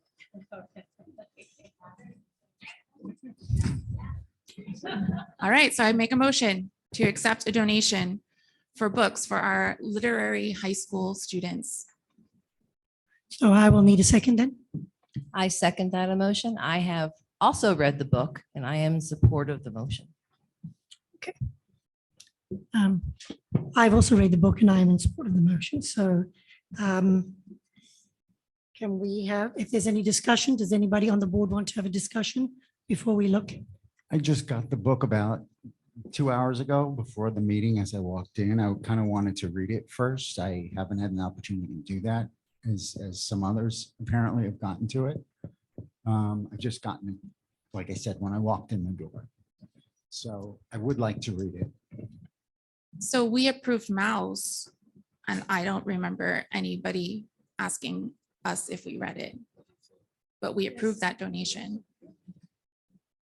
We have students begging us to listen, right? I applaud them. I applaud our teachers. I applaud our staff for even getting it to us. This is a really difficult topic and people are uncomfortable talking about it. But the reality is our students see much more on the internet, on Instagram and TikTok and Twitter that are talking about these topics. And this gives them a forum to actually discuss it and hear feedback that is different than their own, right? Different than their own social look at the world. It is also teacher-led, teacher facilitated. So I do want to, they're not sitting in a room by themselves with the books. I do want you to know that teachers will be instrumental in having these conversations. And it is also optional. So parents will actually get to decide whether they want their students to participate. So that's something else And to consider. to your point, I haven't read it either. But to hear the passion of the students, and like you said, if you don't want to read it, you don't have to read it. There's a permission slip or whatever you may want to do to, participate or not participate. So, yeah. Catherine, I hate to put you on the spot, but have you done one of these lit lunches? I definitely did one last year. I can't even remember the name of the book looking back now because I was so busy at that time, but it was a really great experience. I don't think anyone previewed the book beforehand. So, I mean, I'm with the students in the crowd right now. So what happens at a lit lunch? Just so board members know if they haven't. Well, there's free food firstly. But aside from that, everyone reads the book beforehand. There are some adults there to facilitate the conversation, and the students just have the opportunity to get together, talk about their opinions. We're not pushing our opinions onto other people, but we're more just sharing our thoughts to people. So based on the discussion tonight, I think I think a lot of board members here seem to be in favor of this. So, I mean, we have a motion to approve every second. So I would like to do a roll call. Wait a minute. Let's see. Are you having a discussion or? Yeah, we're not done with discussion, are we? I thought we were, but if you have something to say before we move on. Sure. Well, I mean, I haven't read it. I heard about this yesterday. I did read the Amazon reviews, got pretty good reviews. I'm a little troubled by the way we're doing this, though.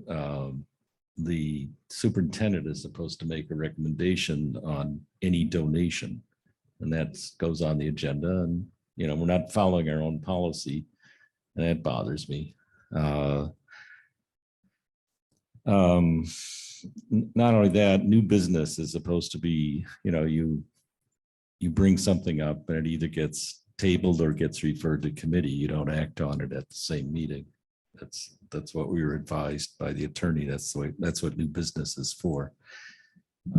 The other thing is, though, I know if I tell a kid, don't read this book, the first thing they're going to go out and do is read the book. Right? Yeah. The best way to get a kid to read a book is to tell them, don't read this. Okay. So I don't know what to do. We can have a vote. I just want to say I'm supportive of the way I think our students have come up and put forward their point of view. I think it's amazing that you guys are doing that. Policy aside for a minute. I personally am supportive of open dialogue. And in this case, if it's voluntary, you're not forcing anybody to have the conversation, the parents are aware, and you are, involving them in the process to make sure that they're comfortable. As a board member, I want to be supportive of the students. Sorry, you said you are? Yeah, okay. So I understand where you're coming from Dr. Forager. I think that based on the time that we have, so that the literary lunch can actually take place. Does the No, there's no- superintendent have So a I think recommendation? we have a second. Do you have a recommendation on this? We have an approval in a second, right? Yeah, you have Yeah, a we do. motion on it. Yeah, Yes. and the board has to approve. It's acceptance of, this isn't curriculum where the superintendent's recommending the approval This of is a a board. curriculum. This is a donation for students to read a book voluntarily with parental permission. So under new business, the board does have the right to accept a donation, just like they'd have the right to accept a donation from a PTA or a donor.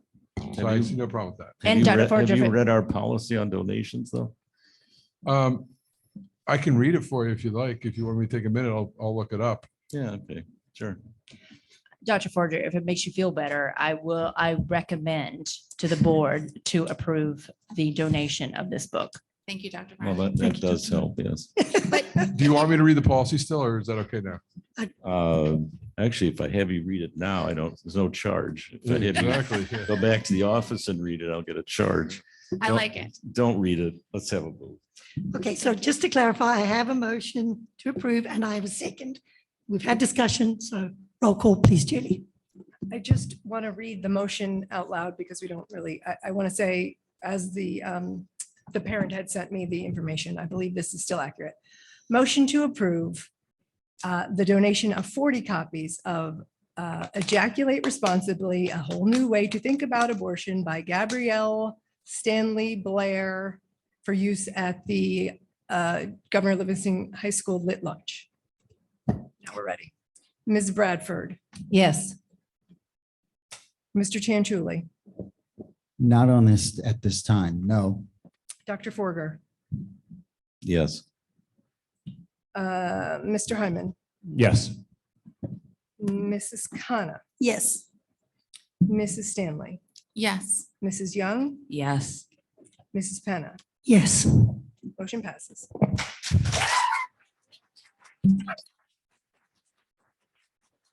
I would just like to commend the students for coming up and giving their feedback. It's very brave of you to stand up. So congratulations for standing up there and telling us your feelings and your thoughts. Thank you. So if we have no more new business, I would like to make a motion to adjourn this meeting. Second? All in favor? Meeting adjourned.